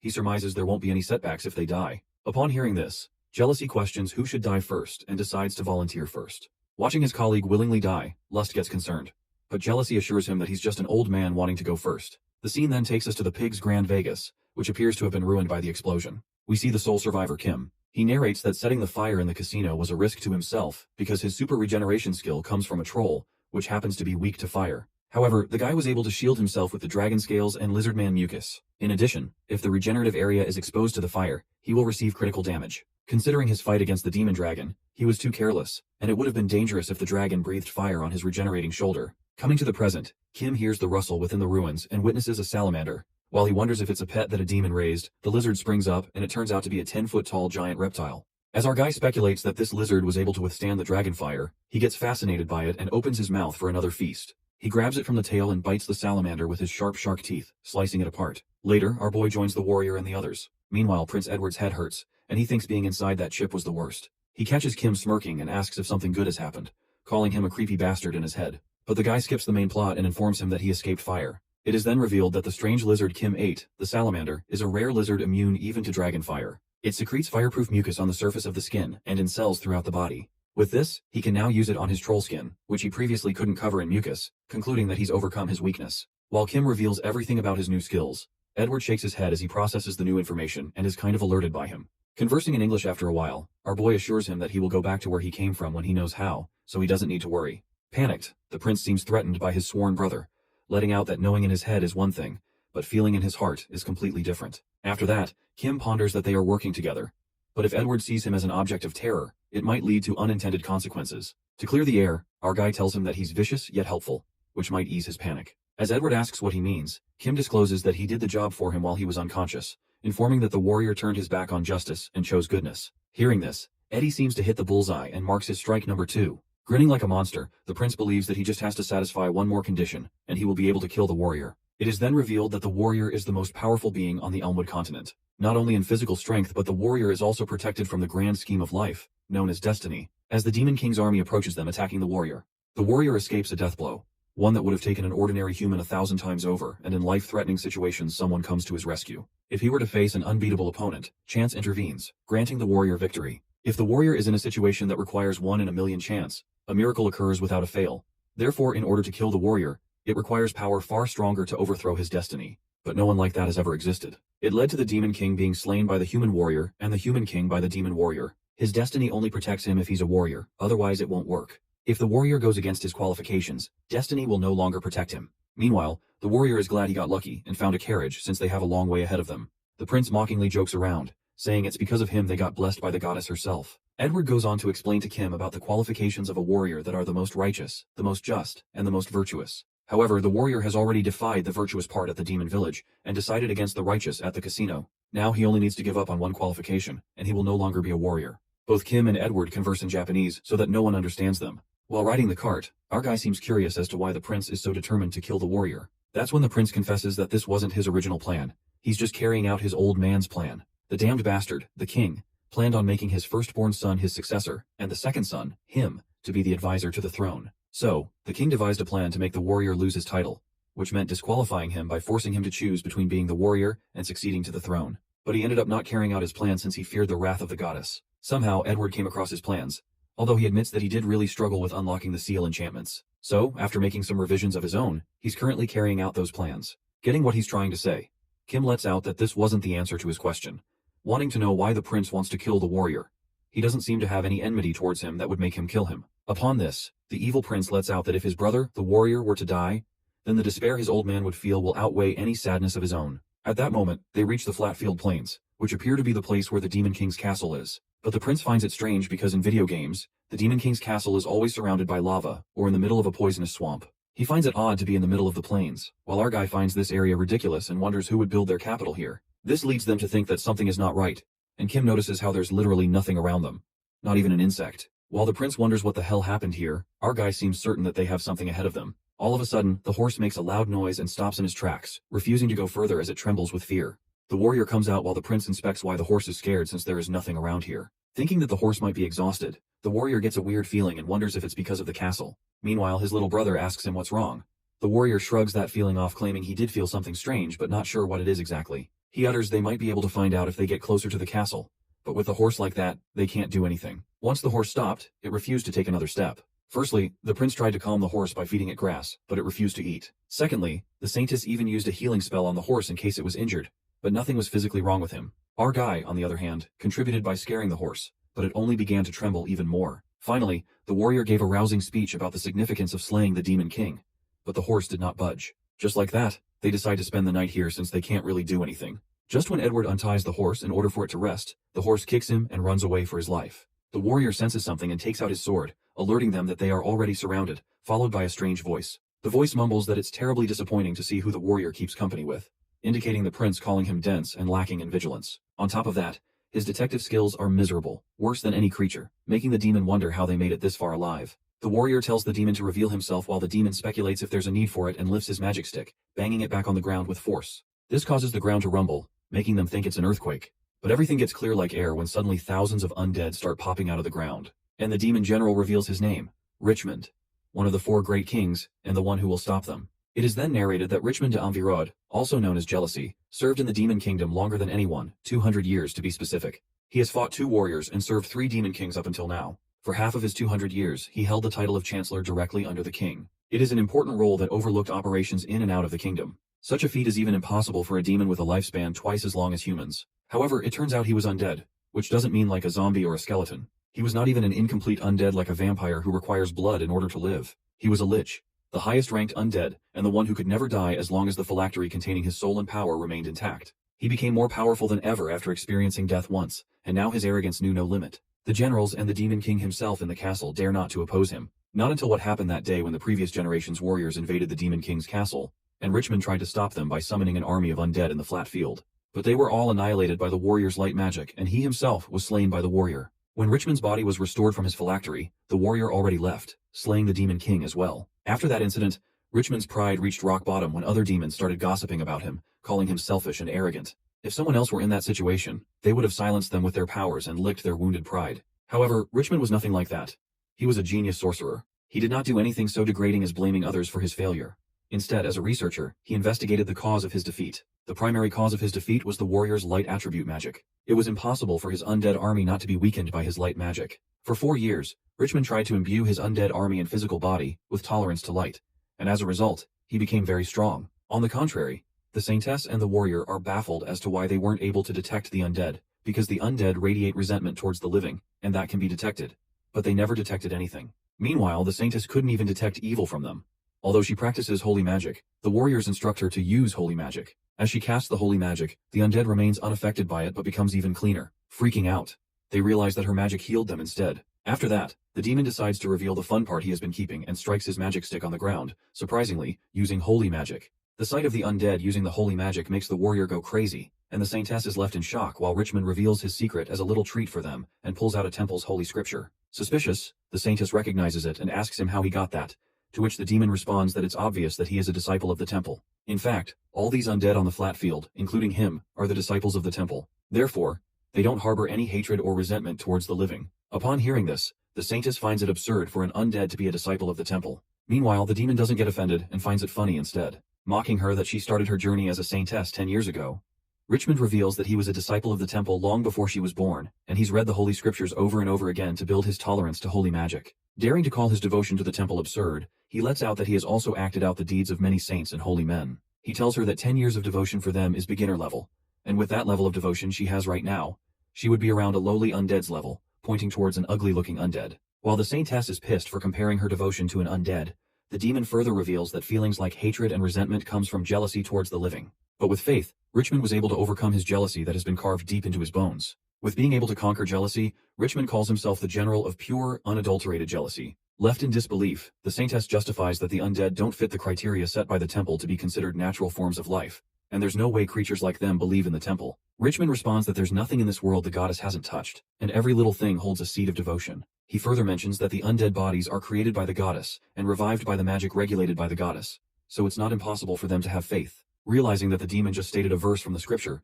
the saintess is appalled and mutters even if demons have faith, the goddess couldn't bestow the power of holy light upon such foul creatures. But Richmond shocks her once again as he states another verse and says that so-called foul creatures like him have turned to the pure light, adding that it's not surprising for the goddess to bestow the power of holy light upon them. Intimidated by the knowledge of the demon, the saintess acknowledges that he's not wrong, speculating that this bastard is clearly a devoted disciple of the temple. Trying to trick him, she asks Richmond to get out of their way as they carry the divine message sent by the goddess herself. But the demon clarifies that she cannot deny the laws of the earth by using the laws of heaven as an excuse, stating the laws of the heavens are invalid as they've entered his territory, and even if the goddess claims his actions are wrong, he has vowed to serve the demon king. Saying that it's enough talk, Richmond closes the scripture and commands his undead demons to kill them as they have waited for long enough. As the demons dash towards them, the saintess casts a holy barrier, and to her surprise, the demons break through the barrier and attack her. Just as the undead zombie is about to devour the girl, someone casts light magic, smashing the demon away. It appears to be Prince Edward who saves her with a shield of lights and calls out Angela, the saintess, to snap out of it. While she looks at Eddie fighting the monsters, Angela starts blushing as she gets a flashback of Eddie protecting her from the wolves when they were kids. But she yanks out her thoughts and recalls that she must not have any personal feelings as a saintess. She then joins the prince, who seems glad that she's back. On the other hand, Kim seems to be resting on the carriage when a demon disturbs him, and he whacks him with his armor hand. Concerned, the warrior asks him if he's alright, and our fella jumps from the carriage. Relieved that he's still in one piece, the warrior then warns him that the light magic doesn't work on these undead monsters. Not giving a damn, Kim steps forward to fight off the zombies while the warrior is quite surprised by his bold move. The real monster enters the scene, and without wasting a moment, our boy rips out the demon's arm and kills it like it's no big deal. Kim reveals that the demons break when they hit them, and the warrior is dumbfounded. He seems fixated on the idea that the undead must be fought with light magic, and all he needs to do is swing his sword more. Asserting that they're nothing but the demon's king, henchmen, the warrior leaps toward them, thinking that his holy sword will be a force to be reckoned with, surmising that as long as they are immune to light magic, the undead will get back again if he cuts them down, so the mighty fella plans to destroy them, adding that a regular sword would break, but his holy sword is indestructible. On the other hand, Angela seems to be taking down the monsters by striking powerful punches at them. Her 2 fists are more than enough for the humble priests to defend themselves, as the Pope of the Temple said 1,000 years ago. Meanwhile, Edward takes it as a shame that he can't use his specialty, light magic, but he seems to have another way to wield magic. Watching them beating the crap out of the undead zombies, Kim thinks that they're doing better than he thought, but as there seem to be way too many to deal with, he decides to join in to end this quickly, transforming into a dragon. As Richmond peeks at them struggling to fight the endless undead army, he makes it clear that even if they manage to wipe out 1,000 of them,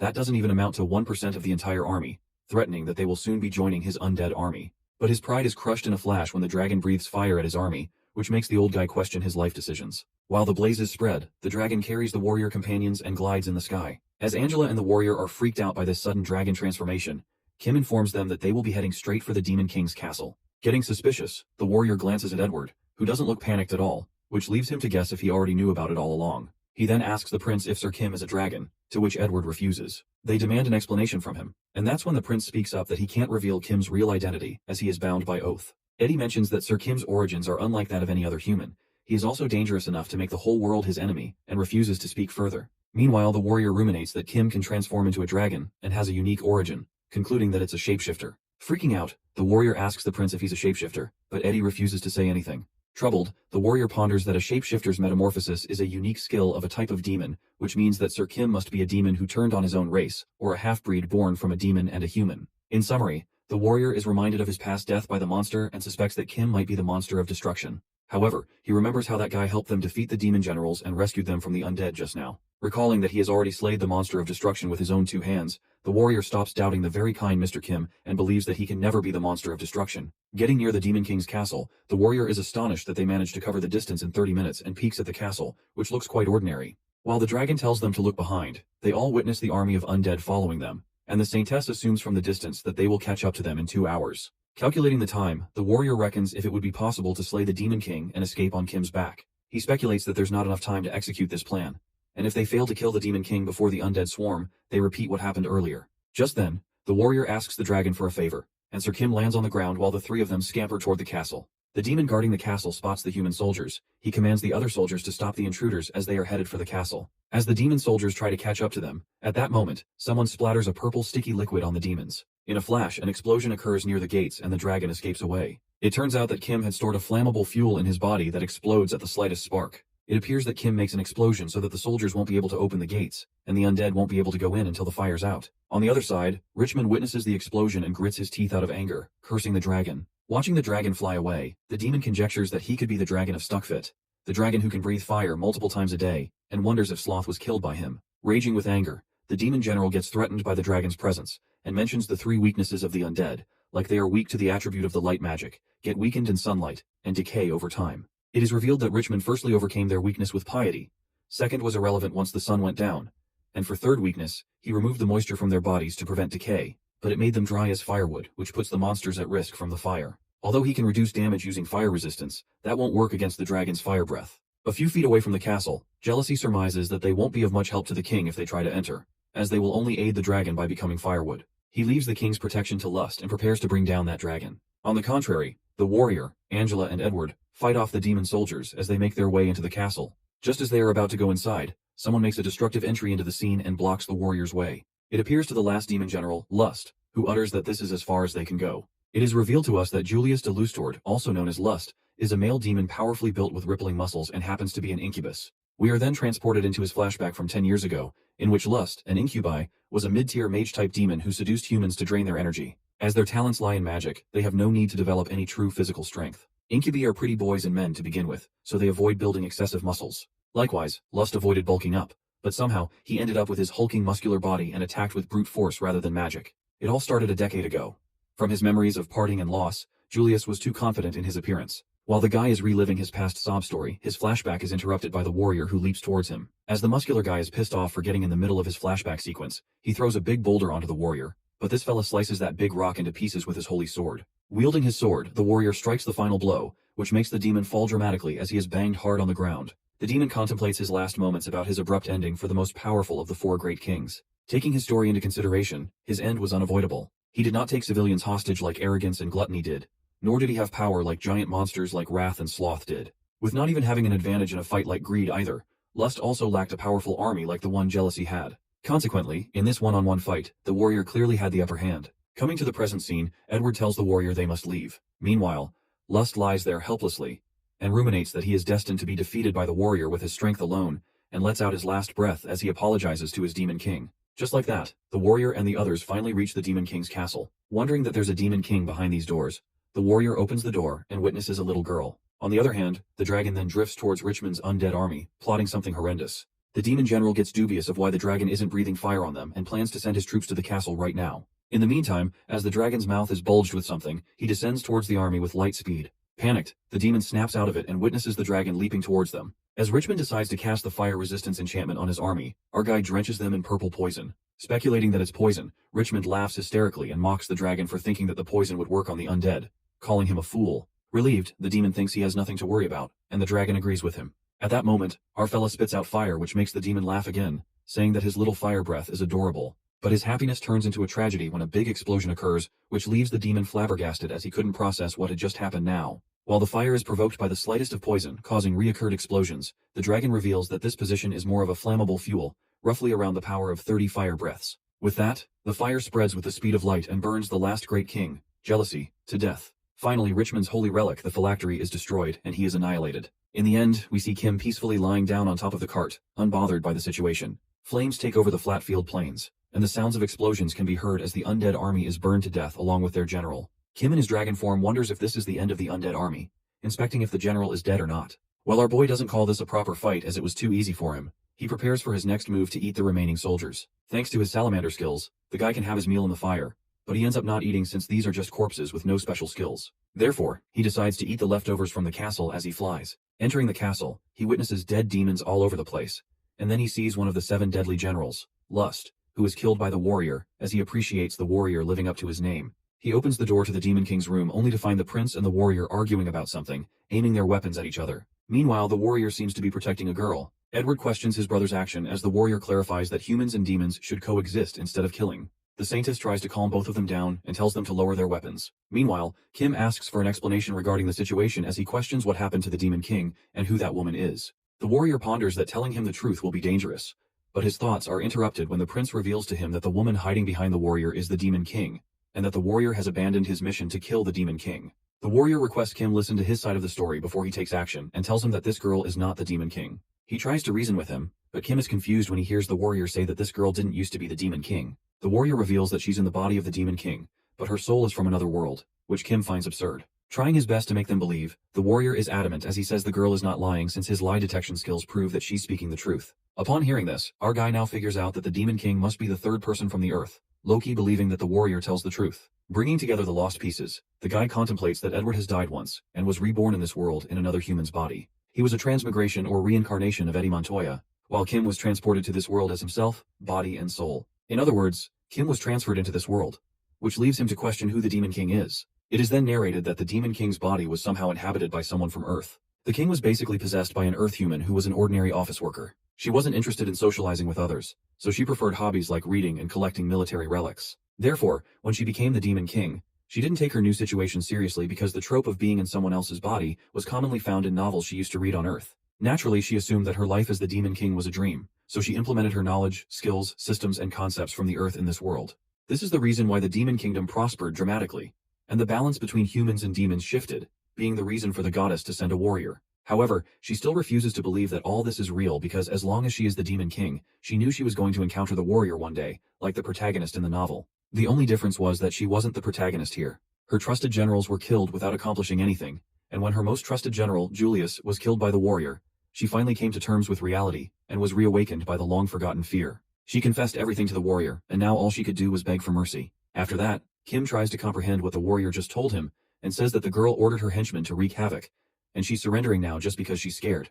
The warrior interrupts in the middle while our guy asks him if he actually believes in the other world nonsense. While the warrior justifies that it's hard to believe but it's the truth, Our cunning fella, on the other hand, certainly believes him. But the boy gotta pretend. The poor warrior takes guarantee of the Demon King speaking the truth, and his heart aches as he breaks down in tears when he remembers how many lives have been lost already. He wants to put an end to this endless slaughter. At that moment, Edward stares at Kim, giving him a signal, and he pulls out his sword and approaches the warrior, saying that it's time. While the warrior is falling apart, he is baffled to see a sudden change in his brother's attitude. Edward strikes the sword at him. To defend himself, the warrior tries to halt the attack with his sword. However, as soon as the prince's sword clashes with his sword, it shatters to pieces. The evil brother Edward stabs his older brother, and the Demon King stands right behind him. Being a warrior, one must always be righteous, just, and good. These might look similar, but there are times when they clash. A warrior must overcome these moral dilemmas and come up with the most ideal outcome. And that's what he's been doing so far. But the ill will of Kim and Edward violated the warrior's good nature. Firstly, in the village where they were manufacturing weapons, the warrior took part in slaughtering innocent civilians. At the casino, the warrior did not punish the evildoers, but instead focused on saving his friends. Lastly, he abandoned his quest to protect that Demon King. He basically tossed aside the last quality required to make the warrior worthy: righteousness, hence breaking all the sacred codes. This means that the warrior was no longer righteous, just, or good, therefore he was no longer a warrior. Blood drips from Eddie's sword as he stabs his brother, the warrior, and the Demon King. He reminds him that he ceased to be a warrior the very moment he decided to spare the Demon King's life. With him no longer being the warrior, the holy, unbreakable sword of the goddess is just like any ordinary sword. As the warrior tries to say his last words, he collapses on the ground without saying it. The sight horrifies the saintess as she asks the prince how he could kill a warrior and rushes towards his body in order to try to heal him. However, Kim grabs her hand as she keeps healing the warrior, and before she could do anything she gets devoured by our guy. The scene then takes us to Edward's flashback, where he seems to be planning to kill the warrior, and they just have to break this one more condition. But before they proceed with their plan, they decide to take care of the priestess. While Kim finds this unexpected because he thought Eddie liked her, it occurs that the prince does like her, but he can't let a healer live as she might save the warrior's life. If the warrior is no longer a warrior, then he will become the first prince, and Edward would have to say goodbye to his throne, which also means he wouldn't be able to keep his side of the contract with Kim. As far as he knows, the saintess's healing powers are beyond what they can imagine. And there was an instance when a saintess from the previous generation healed what looked like minced meat. Might as well call her healing powers a miracle. The prince explains to him that she's basically immortal, so if they have to kill her, they would have to eradicate her body. Thinking how they would do that, the prince winks at him and reminds him that they have a monster that can transform into a dragon and swallow a whole person, referring to Kim. Grinning evilly, Kim says he seems to be mistaken, since he can also do that without transforming. Eddie admits that he's glad to be on his side since he gets kind of scared from his monster side, and is concerned about the saintess trying to escape even after Kim eats her. But our guy reassures him that won't happen since whatever he swallows doesn't go into his stomach, but disappears somewhere else. He isn't exactly sure where, but it would be impossible for her to claw her way out unless it's physically connected to his body. Coming back to the present scene, Edwards asks Kim if he would eat the Demon King's body, because he would rather not leave his body lying around. But the guy refuses since the Demon King's skills are useless to him, and suggests that it would be better to lay the body as proof just in case the goddess shows up. While Edward wonders how the goddess will grant their wish, suddenly the room starts to glow up, and Kim finds himself teleported somewhere else as he witnesses a cube that looks like some sort of system. Asking if it's the goddess, the system replies, saying yes. And our guy wonders if it's her true form since her statue doesn't look like this. That's when the system reveals that this interface is designed to take the ideal form for the subject based on their subconscious. However, the current subject is outside the bounds of the system's management. Therefore, he was unable to select an appropriate avatar. Asking what the goddess actually is, the system unveils that the word goddess stands for the Great Organizational Design and Developmental Ecosystem Supervisory System. It is in charge of the creation and maintenance of a world. Its key tasks include managing skills and status, creating monsters, and supervising the reincarnation of souls. Left in utter shock, Kim realizes that the goddess wasn't an actual being but a system, and thinks if this is what the real goddess is supposed to be. He then begins questioning the goddess, and first asks why he was brought to this world, to which the system answers that Earth is adjacent to this world, so sometimes errors in the system lead to people being brought over, like the prince and the Demon King. Secondly, he asks why the monsters in this world were created to resemble legendary creatures or those from the Earth. The goddess responds that they were created, referencing the creatures and monsters from his adjacent world. The boy then asks the goddess if it has an issue with them killing the warrior, but shockingly, the system assures him that it's nothing like that. Kim is quite surprised and questions if he can be granted a wish as a reward for slaying the Demon King, adding that he and the prince ended up killing the warrior and saintess in the process. While the system is aware of that, Kim wonders why it doesn't seem to be angry about losing his chosen one. The goddess then lets out that it doesn't possess feelings, similarly to a video game not having a preference in its functions for saving or loading. It adds that if the system had a personal say in this matter, he would have appreciated Kim's work. As our guy is still in disbelief, the system reveals that the implementation of the warrior system was supposed to create a balance between humans and demons, a system made for developing both societies through competition. However, the results were completely opposite. After implementing the warrior system, both human and demon societies remained stagnant, with no changes other than a few. Thanks to this incident, the goddess was able to discontinue the warrior system, and from now on, there will be no warriors for both races. Upon hearing this, Kim concludes that one race will be able to completely destroy the other, and there will be no competition. To which the system responds that the humankind does not only consist of one race, it is composed of multiple races like humans, elves, dwarves, hybrids, and lizardmen. Up until now, these races have been in alliances, but with the demons gone, they will start fighting one another. After that, Kim is finally satisfied after getting all the answers, and decides to get on the main business, reminding the goddess about granting a wish to those who took part in the quest. The boy then asks the system if it could send him back to Earth. Our boy requests that the system send him back to Earth. However, the goddess refuses his request. The goddess mentions that it's not possible and it is forbidden to send a being that is already having a huge impact on this world. Wondering if he's impacting the world just by existing, Kim can't seem to wish to go back to Earth. Realizing that he can't return to Earth directly, he asks the system for a way back to the Earth on his own. Processing, the system tells him to wait as the information is currently being browsed by Edward Grand Canteen. Upon hearing this, our guy is relieved as Edward holds this important information, seeing as he will uphold his end of their contract. Finally figuring a way back to Earth that is taken care of, he proceeds to the next matter, which is becoming the most powerful creature in the world. Given that he has consumed a dragon, that's just another creature among the millions of others. He assumes that no matter how strong a dragon is, it can be slain by a more powerful monster or a large human army. Planning to find more monsters around the same power level as a dragon, Kim desires a creature that transcends all. The guy then asks the goddess about the creatures that can transcend their physical form, and at the same time others are unable to make contact with it. The system reveals that these creatures do exist and directs the information to Kim's brain. As he feels all the massive amount flowing into his brain, he gets to know about the creatures with Earth's mythology as their motif that are currently in their developmental stage, as their cultural and technological capabilities of Elmwood continent are unable to counter them. Being able to produce one of these creatures upon his wish, our boy gets to choose a creature and gets baffled whether he should choose the ability to travel at 400 light speed, ability to teleport, or ability to create physical forms. He gets tempted by all the extraordinary skills. However, Kim decides to save his wish. The boy then narrates that none of these creatures have not yet been released in this world, because the Elmwood cannot counter them, which means that people of Elmwood will be able to fight off these creatures one day. If he lets his guard down quickly by reaching to the top, he will become lazy and idle, which means that someday other creatures will catch up to him. But if he becomes an apex predator, that means no creature or no other being can catch up to him, believing that he will be indestructible and at the top. In addition, he has yet to devour countless other creatures, and after consuming all the creatures, he can gain this extraordinary skill later anyway. Kim then informs the system that he will receive his reward for killing the Demon King some other time, asking if it won't say no. The goddess assures him that reward payment is on temporary hold, and that the system will return to process it once he requests it later. After that, Kim asks him when he can return to his current state, to which the system responds that he can go whenever he wants to, and questions whether he is going to wait for his companion, as he is currently in the process of making a wish. But our guy decides to return before Edward.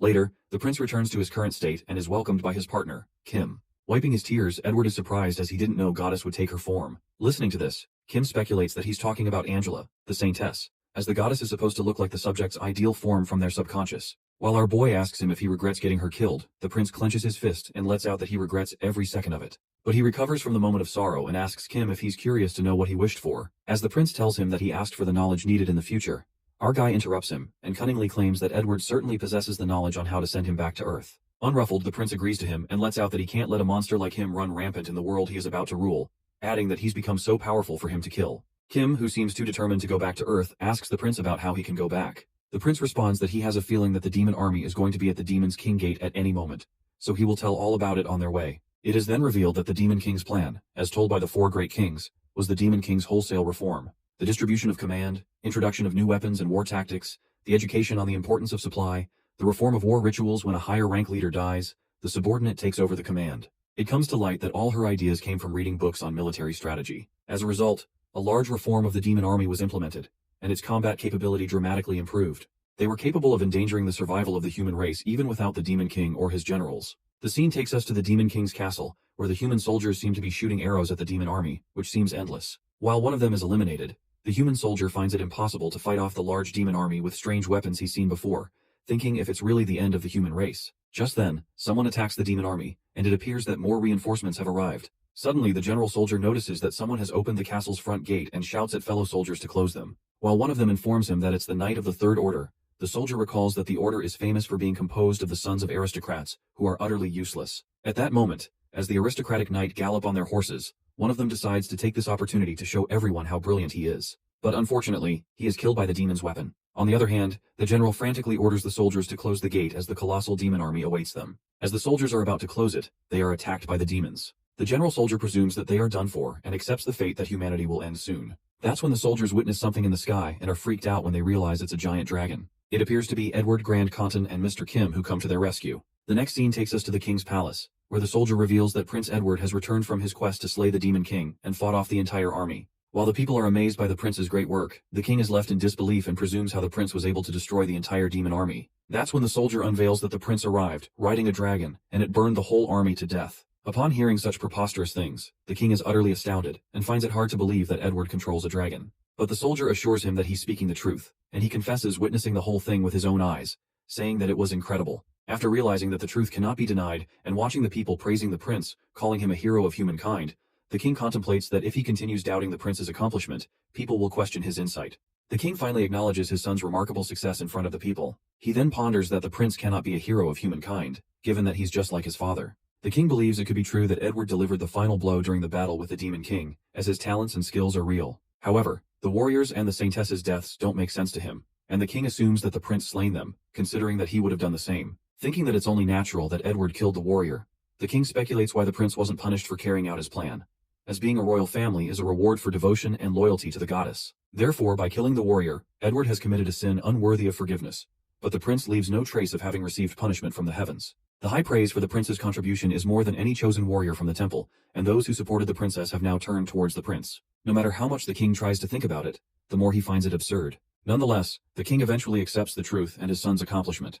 Thinking he may have been too harsh on the boy, he believes that the prince has changed. It is revealed that after the prince's dramatic return, he did not return to Santo Almaruez. Instead, he flew around the kingdom and took out the remnants of the demon army. This made the aristocrats, who were once hostile towards him, now praised him as a hero. A few days later, in Santo Almaruez, Prince Edward is wholeheartedly welcomed by the people. While everyone was busy preparing for the audience, Mr. Kim and Edward were the only ones who did not care about anything. In the meantime, the prince lets out that the king is wary of Kim and would have made an impression when he first met him. But our guy, who is not interested in earning glory and honor, asks the prince if he's sure about the seating plan, to which Edward mutters that he's certain, given that he got this information from the goddess herself. After that, Kim leaves, and the prince wishes him good luck. As the bell rings, Prince Edward is honorably escorted into the palace, meeting eyes with the king. The king seems to be panicking inside as he ponders whether he is right to believe that the prince changed after the quest. Just then, one of the soldiers asks for the prince's sword, and Edward reaches to his sword, giving it to the soldier. Collecting the sword, the soldier recalls the king's order to kill the prince immediately if he goes for his sword, while Prince Edward kneels before his father and asks him how he's doing.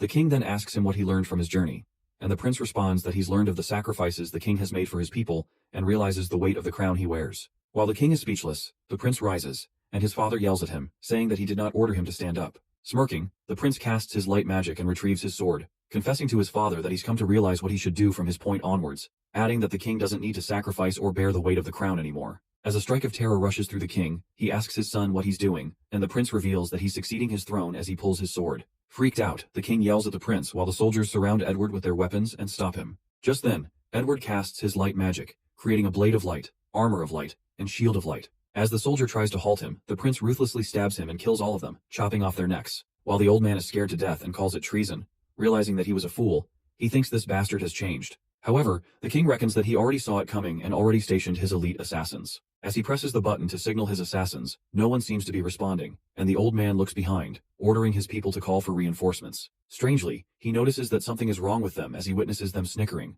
more like being possessed. Frightened to death, the king is left baffled. The scene then switches to Kim, who narrates about the creatures he's consumed in, which gluttony was the most bizarre. Glitterod was a parasite that didn't require a host to live, and was a mixture of multiple entities, making up a single consciousness. Surprisingly, he had the power to control every entity, even if he became separated from the rest. Kim struggled to control his parasitic powers. However, after consuming the whole city of demons in Stuckfit, they became much easier to control as he progressed with his skills. Furthermore, this guy can manipulate his host's emotions and erase their memories after infecting them. Once he told the prince about his newfound skill, he devised a plan to brainwash the king's men. While Kim agrees to do it, he stresses that the king might notice. Edward assures him that it won't be complicated, as he just has to stimulate their frontal lobes and amplify their ability to empathize with him, so that every time he accomplishes something, they'll derive satisfaction vicariously. Just then, our guy begins infecting the palace by contaminating the water supply with his eggs, the same method the demon used. Coming to the present scene, as the blood splatters everywhere, Edward strides forward with his sword, unveiling the old man's doing of how he killed his mother, sending assassins to kill him,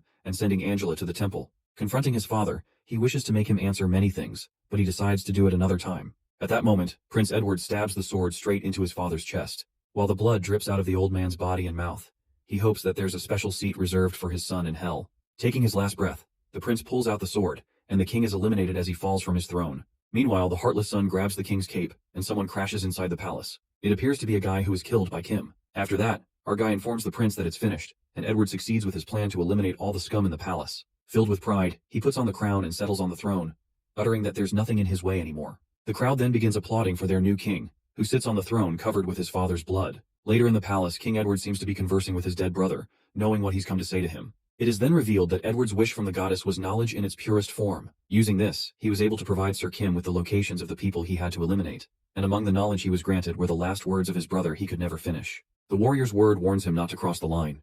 The prince gets up from the throne and tells the warrior that it's too late, and he should have told him before he joined his hands with that monster. He commands the warrior to be gone from his sight and snaps out of his imagination as he casts magic to destroy the warrior's illusion. Thinking about the future, Edward lets out that the world the warrior knew once is now gone.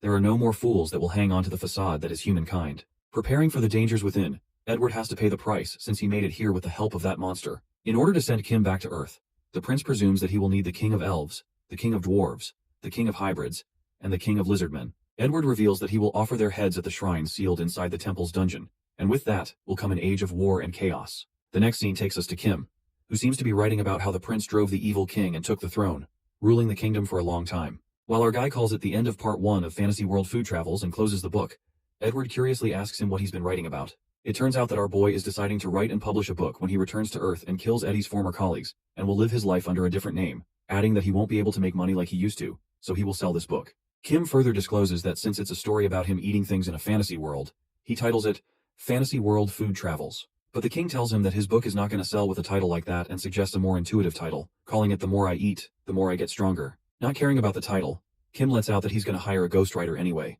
as he is good at eating but not at writing.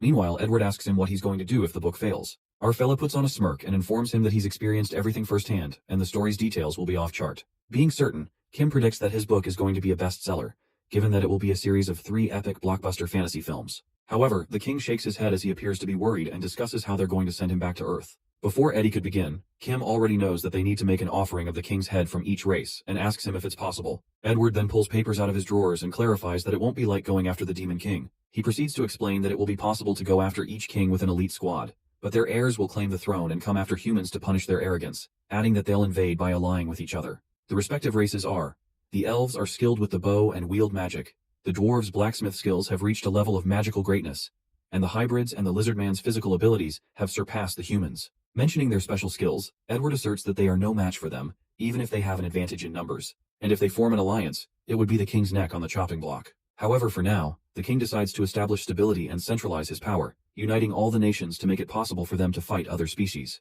While the king hands Kim a list of papers, the guy goes through them and asks him if he's ordering him to do his dirty work. That's when Eddie reveals that it's a proposal and tells him to turn to the back. Flipping the papers backward, Kim appears to be exhilarated and lights up when he realizes that it's a treasure map as he goes through all the locations of different exotic species, more like his feasts. Glad that his brother likes the gift, the king, being the rightful heir to the throne, then appoints him as the top secret royal investigator. As Kim is shocked and asks if the kingdom had a position like this, Edward lets out that he made it just like he came up with a secret guardian knight and assures Kim that now he can be an investigator who travels freely, unlike a knight, and still hold a position of power. Accepting the badge, our guy reckons that it's a pretty good deal as he gets the freedom to act outside the kingdom, along with a treasure map, and, in return, eliminate the king's enemies. As Kim is about to leave for his mission, Eddie informs him that he will be holding his coronation around this time next year, so he must come back before then, adding that he doesn't want people to start rumors that the 2 heroes who took down the Demon King are on bad terms. After that, our guy leaves the room and ruminates about where he should start, and plans to use the information efficiently. Nonetheless, Kim seems to be sure about one thing. Once he completes his journey, he will be much stronger than before. In the meantime, one of the guards asks the prince if he's okay with Kim gone, as he was the most powerful warrior, and without him at his side, it may pose a security threat.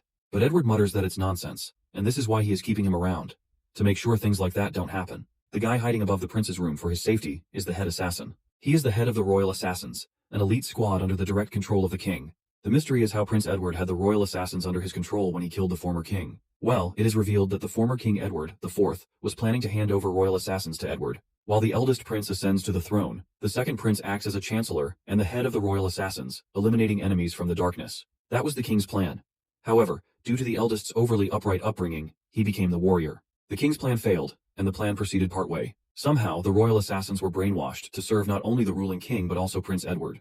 However, the condition was met when the prince inherited a possession kept by the king. Initially, the king planned to inherit the signet ring of the head of royal assassins, but Edward seized the crown instead. Just like that, the prince inherited the king's possessions, and the royal assassins were now to serve a new master. Fortunately, Edward completely took over one of the forces that could enter the kingdom, other armed forces, and the royal guards, all thanks to the brainwashing parasites. Coming back to the present, the prince contemplates about the monster. Kim, being gone from the kingdom will make the parasite's effectiveness fade as well. He thinks of turning everyone in the kingdom to his side before that happens, and just like they say, what binds humans are profit, pleasure, and guild. The prince smirks as he seems to plot an evil plan.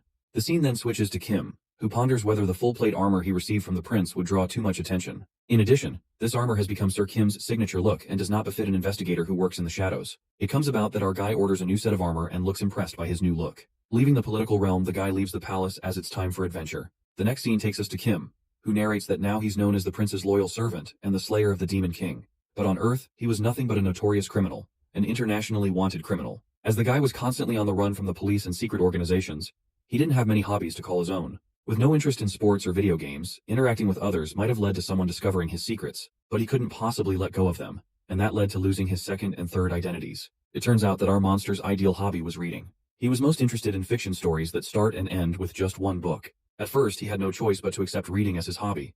But later on, he fell in love with it. Well, it's more of a surprise that a vicious monster loves reading fiction stories. Unfortunately, this world is behind in culture and civilization, and only the aristocrats can own books. Luckily, our boy can acquire them through the prince, regardless of the trash quality. However, there's still hope. Even if entertaining stories aren't written by anyone, there are entertaining stories told by someone else. Later, a woman tells how humans used to pass their knowledge through story and song before they discovered how to write, and persuades the crowd to preserve these invaluable stories taught by wise town elders to the children and join the school of bards. Inspired by such words, a girl named Felina Greensmith becomes an aspiring bard. But later on, she regrets her decision. In a strange turn of events, she becomes a wandering minstrel, calling herself an idiot for believing that fraud. Bard school. While Felina is not happy that her life turned out this way, she presumes that people only want to hear glamorous tales of adventure, rather than minor tales of the adventure of humble heroes. She concludes that, in the end, minstrels are nothing but clowns who entertain crowds with exaggerated stories, adding that this isn't why she wanted to become a minstrel. Regretting her life decisions, Felina enters a bar located in Santo Fabro. Hearing a lot of chattering, she glances at the small group of mercenaries and an adventurer who is none other than our guy Kim. She then witnesses someone with a cloak on his face and assumes that he's just some drunkard. But she notices the well-made armor and thinks that he might be someone involved in trouble, so it's better not to get involved. After that, she decides to sing for the adventurer and the mercenaries. Pondering that these two have the tendency to look down on one another, Felina carefully chooses a song as one wrong song choice can lead to fight, and she will have to wave goodbye to her tips. And it appears that the girl has an ace up her sleeve as she announces that she will be singing the song, "The Prince That Slayed the Demon Dragon, and the Knight That Took on a Dragon." As soon as she announces this, the mercenaries divert their attention towards her, saying that the Missy knows a thing about heroic tales. While she sings, Felina ruminates that she knew that this song is guaranteed to be a moneymaker, and peeks at the people who still seem to be enjoying her song. Soon enough, the poor girl starts getting sick of singing the same song repeatedly. But the song's highlight seems to be coming up as her earnings depend on this, and she sings about how the prince witnessed the death of his brother warrior. What he felt was sorrow, not despair. Suddenly, in the middle of the song, a mercenary grabs a guy sitting in the bar and calls him a smug bastard. As Felina is startled by the sudden chaos, the mercenary seems to have a death wish as the guy turns out to be the adventurer Kim. Meanwhile, our boy smirks. Muscular mercenary asks him if he finds the prince's tale funny, and calls him a filthy traitor to the kingdom. The fellow mercenaries start joking about the adventures, saying that it serves him right for snickering like a creep.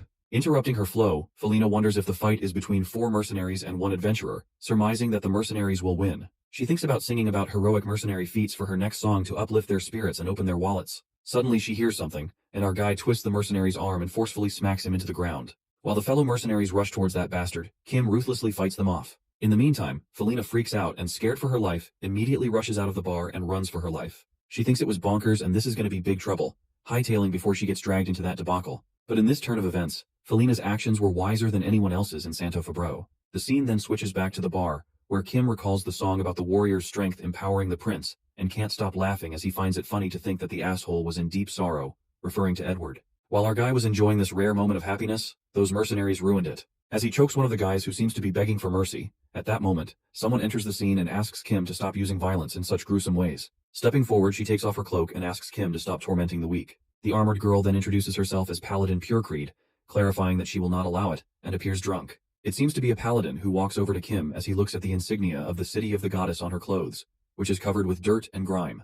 Recalling that the prince told him a few things about this place, he remembers that the paladins are known to be one of the city's asymmetric powers. It is then revealed that it's the city of Goddess, and it looks as if it had been modeled after the Earth's Vatican City, where this small city exhibits a large number of superhuman beings. One of its major asymmetric powers is none other than the saintess who accompanied Kim on his last journey. The boy narrates that her skeleton was infused with magical steel blessed by the temple. She had extremely compact muscles, and her eyesight and reflexes were beyond those of ordinary humans, which means she was definitely a certified human weapon. However, in order to create a saintess, it requires a tremendous amount of time and resources, and even with donations and offerings from all over the world, they could only create one saintess a decade. It was a cost appropriate for a man-made weapon, one equivalent to the warrior. This is the reason why paladins were created. It is an effective way to create superhumans devised by the city of the goddess. A paladin is a modified human molded with magic and blessings, just like a saintess. The resources required to create a single paladin are 1 out of 200 those of a saintess, and they need only 2 out of 5 the time a saintess does for deployment in battles. After establishing a system, the city can mass produce around 12 paladins in one go,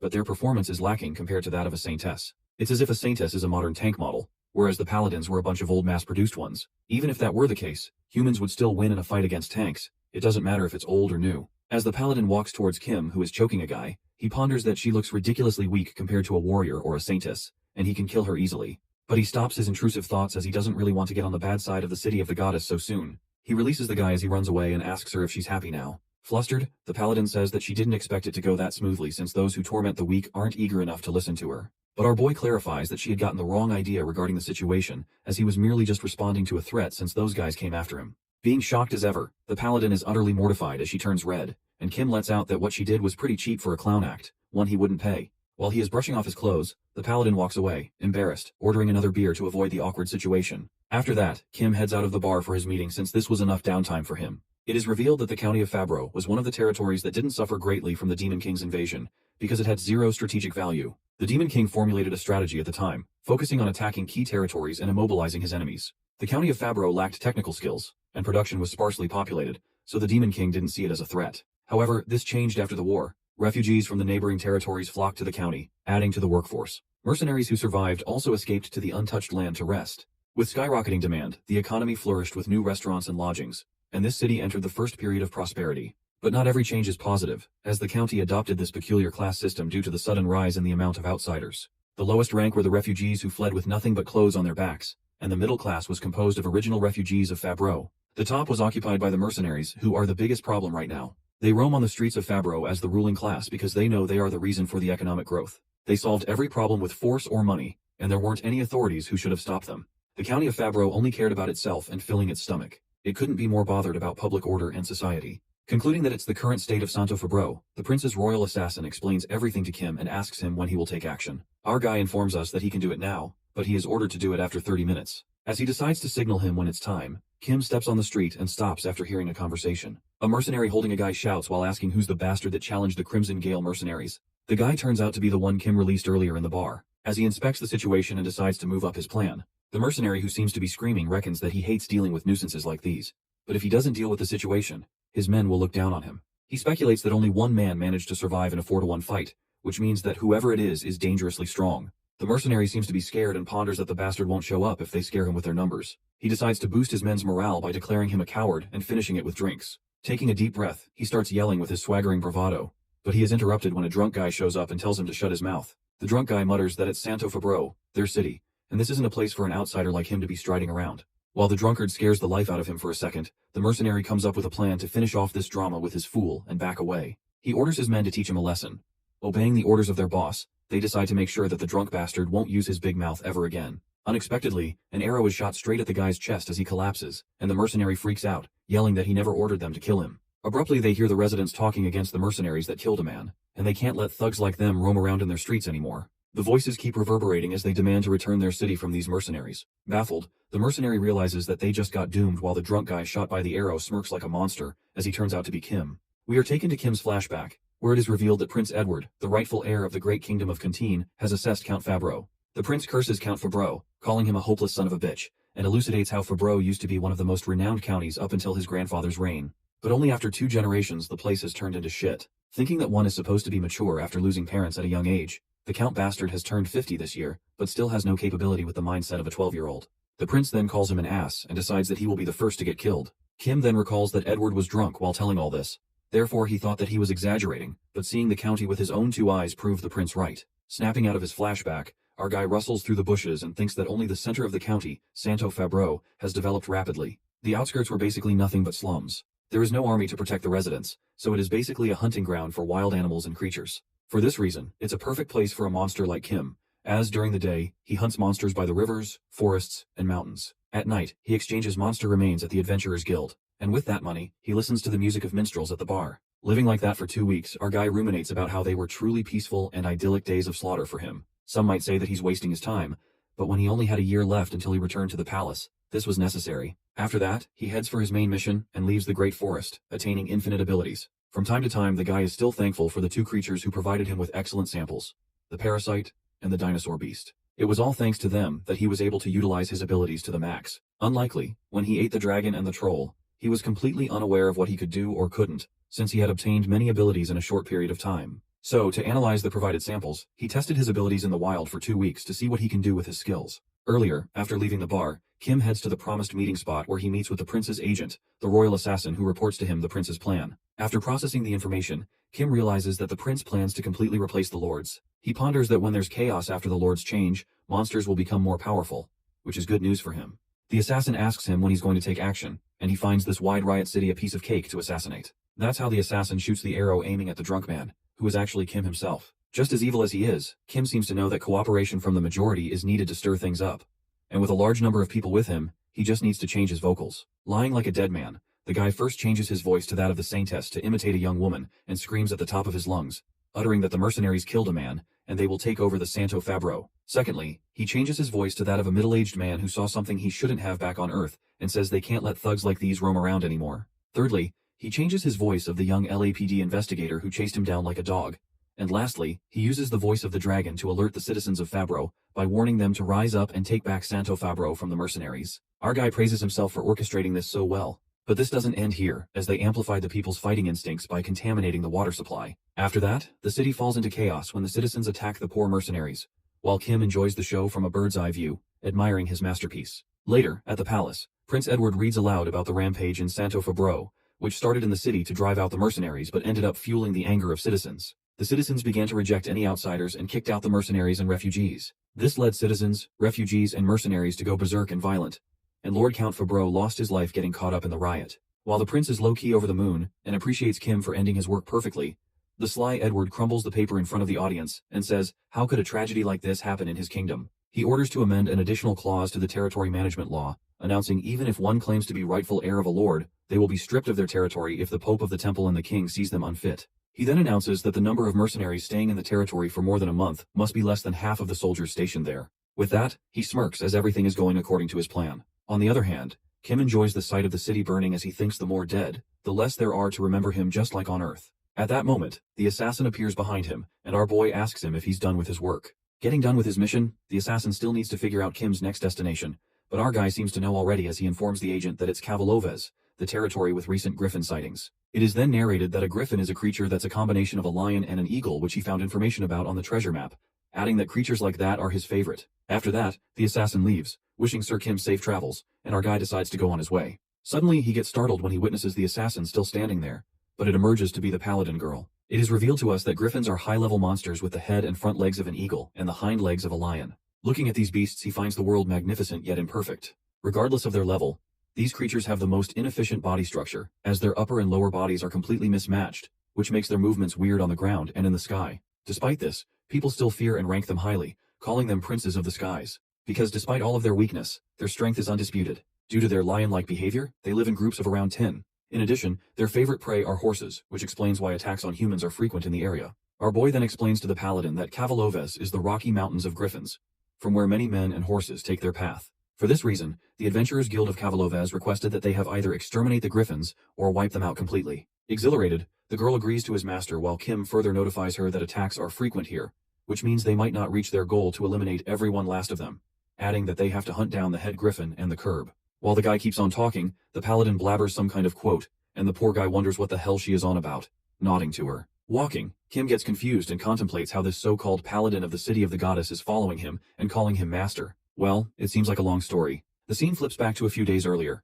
the night of the rampage in Santo Fabro, where we see the prince's royal assassin murdering Lord Count Fabro and furtively sneaking out of his castle. As the assassin is escaping, the paladin discovers him and decides to follow the guy, thinking that it's suspicious how he is sneaking out of the lord's castle. Following the guy, she finds him meeting with someone and witnesses Kim, recalling that it was the guy from the bar last night. While she seems to overhear the assassin addressing the guy as Sir Kim, the paladin is freaked out and dashes towards him. The girl calls him out, and Sir Kim turns back to find the paladin he met earlier. Thinking that he should immediately get rid of her and destroy all the evidence, the boy stops when the girl excitedly flatters him, as she guesses that it's the same Sir Kim who went on the journey with the warrior party, the night of all nights, and the living legend. Meanwhile, the paladin is obsessed with our guy as she gazes at him with sparkly eyes, and Kim reckons that it'd be best if he moves on quietly. Taking out his royal badge, the knight, being the nicest man ever, tells her that he's Sir Kim, and that he's currently on a mission, requesting that she keep it a secret that he was here. The paladin agrees to him, but not so easily when she promises not to spill anything to a single soul, only if he takes her in as his disciple. Putting him in a spot, Kim remembers that paladins are the city's asymmetric power,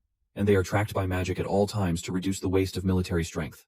To make matters worse, when they are slain, the tracking spell transfers to the attacker, as told by the assassin. This means that if he eliminates a witness, it will turn him into a man wanted by the city of the goddess. Therefore, the guy tries to make her leave by giving her grueling tasks like digging the cave with her bare hands without making a sound. In the meantime, the paladin effortlessly completes her task while Kim is pissed at how stubborn she is, letting out a sigh. Later, as they settle in the cave dug by the paladin, our boy tells her about the griffin's nature to bring back food to their nest, and for that reason, they will have to fight them on the Rocky Mountains. As the girl admires her master and thinks he's too wise, Kim lets out that they will have the upper hand while waiting in an ambush instead of chasing after them. Likewise, our guy ruminates how he underestimated the paladin's physical power, given that she dug a cave of this size with her bare hands. At that moment, the girl spots the griffin gliding to its nest carrying horse meat and guarded by many others griffins. When she asks the master what they should do, the guy instructs her to go first. She assumes that he's testing her skills and gladly accepts his command. Looking nervous, the paladin jumps off the cave with her sword to fight off the griffin. However, the beast grabs her face with its face while she warns the ugly bastard to let go of her. While Kim witnesses her and shakes his head in disappointment, the paladin finally comes back to the cave and happily informs her master that she's completed the test as the blood drips from her sword. Looking so done with her, our guy goes on about how her skills were a real crap show. Speaking from his judgments, he further interprets his remarks about her skills and lets out that she kept on losing her grip on the sword, thinking it would break, which made her swings weak. Moreover, she habitually checked the state of her sword after her attacks, resulting in slowing her judgments. And since all of her attention is on the sword, her magic is slow and inaccurate. Hearing such things about her skills, the paladin starts sobbing as she is reminded that these are all the same critiques she got from her sergeant back in the city. Now, she is getting a reality check again from the master she admired, and it's devastating for her. Kim then suggests the girl to throw away the sword, and affirms that it will serve her better. As soon as she hears this, with a crestfallen face, the paladin thinks to herself if she's really that useless, unfit to be a knight. That's when the boy makes himself loud and clear and commands her to throw away the sword. The paladin obeys his command and gets worried, pondering whether, by throwing her sword, he is suggesting that she use her bare fists instead of a sword. After that, Kim rises and alerts her about another pack of griffins on the opposite ridge, commanding her to follow him to demonstrate his fight skills. Just like that, this fella effortlessly grabs the griffin with his bare hands, making the paladin's jaw drop.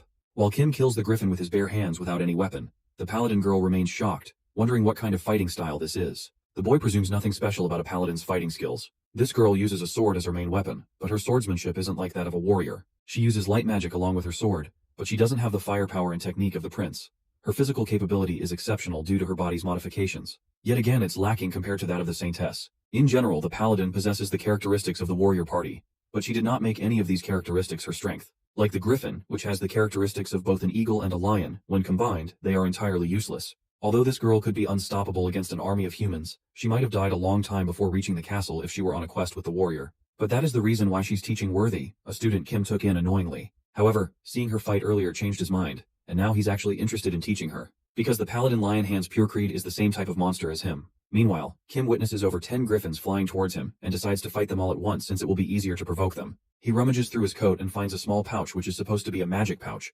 created by a high-level spatial sorcerer from the kingdom of Grand Contine. It looks small from the outside, but it has tremendous capacity on the inside. Its owner can store and remove their belongings at will. He pulls out a piece of horse meat that he swiped from the griffin the girl slayed, knowing that griffins love horse meat. Luring the horse meat in front of them, the griffins begin to slobber at the tantalizing meat, and they lean towards them. The boy narrates that there's a Chinese martial art known as Xiangxing Quan that imitates the forms and movements of animals. Kim had the chance to learn it once when he was in China. He thought this might make him even stronger since he shifts into different animals, but he quit not long after. Even if he could imitate other animals, martial arts require him to use his human form. As someone who actually uses animal body parts, this did not help him. He found it the most useless time of his life because it was developed for the efficient use of limited power. As someone with unlimited power, it's nothing but a shackle to him. His fighting style requires no such techniques as he simply destroys his enemies with sheer power. As the griffin approaches him, he holds it by its beak, which pieces through his troll's hand.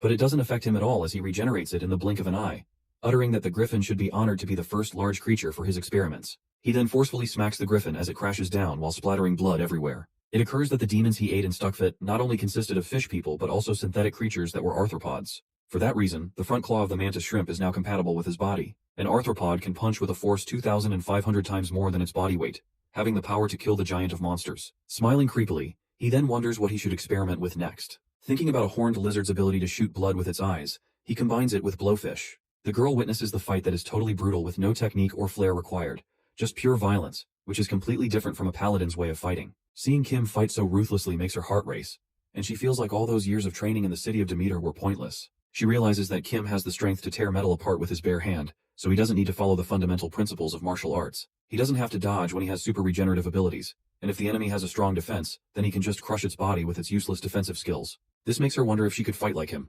throw away the sword that seems to be weakening her, and follow her instincts to use her full potential from within. But then she snaps out of it and reminds herself that she's a paladin, a faithful servant of the goddess and the representative of her holy city. As a knight and a paladin, this guy cannot allow his impulse to get the better of her. In the meantime, Kim walks to her after finishing his task and asks her if she enjoyed the show. The girl flinches as he asks her thoughts about this. Reluctantly, she doesn't reply right away, and our guy notices that she's holding back, telling her that she doesn't have to answer him right away. Calling him master, she guesses that he's talking about the quote of himself. 3 days later, after wiping out all the griffins in the location mentioned on the map, they both decide to climb down, and we notice the girl's heartbeat rising with veins popping out of her hands. It seems to be the Adventure Guild of Santo Cavalovas, where we see a rank C adventurer, Jack, written on his identification card, who turns out to be Kim.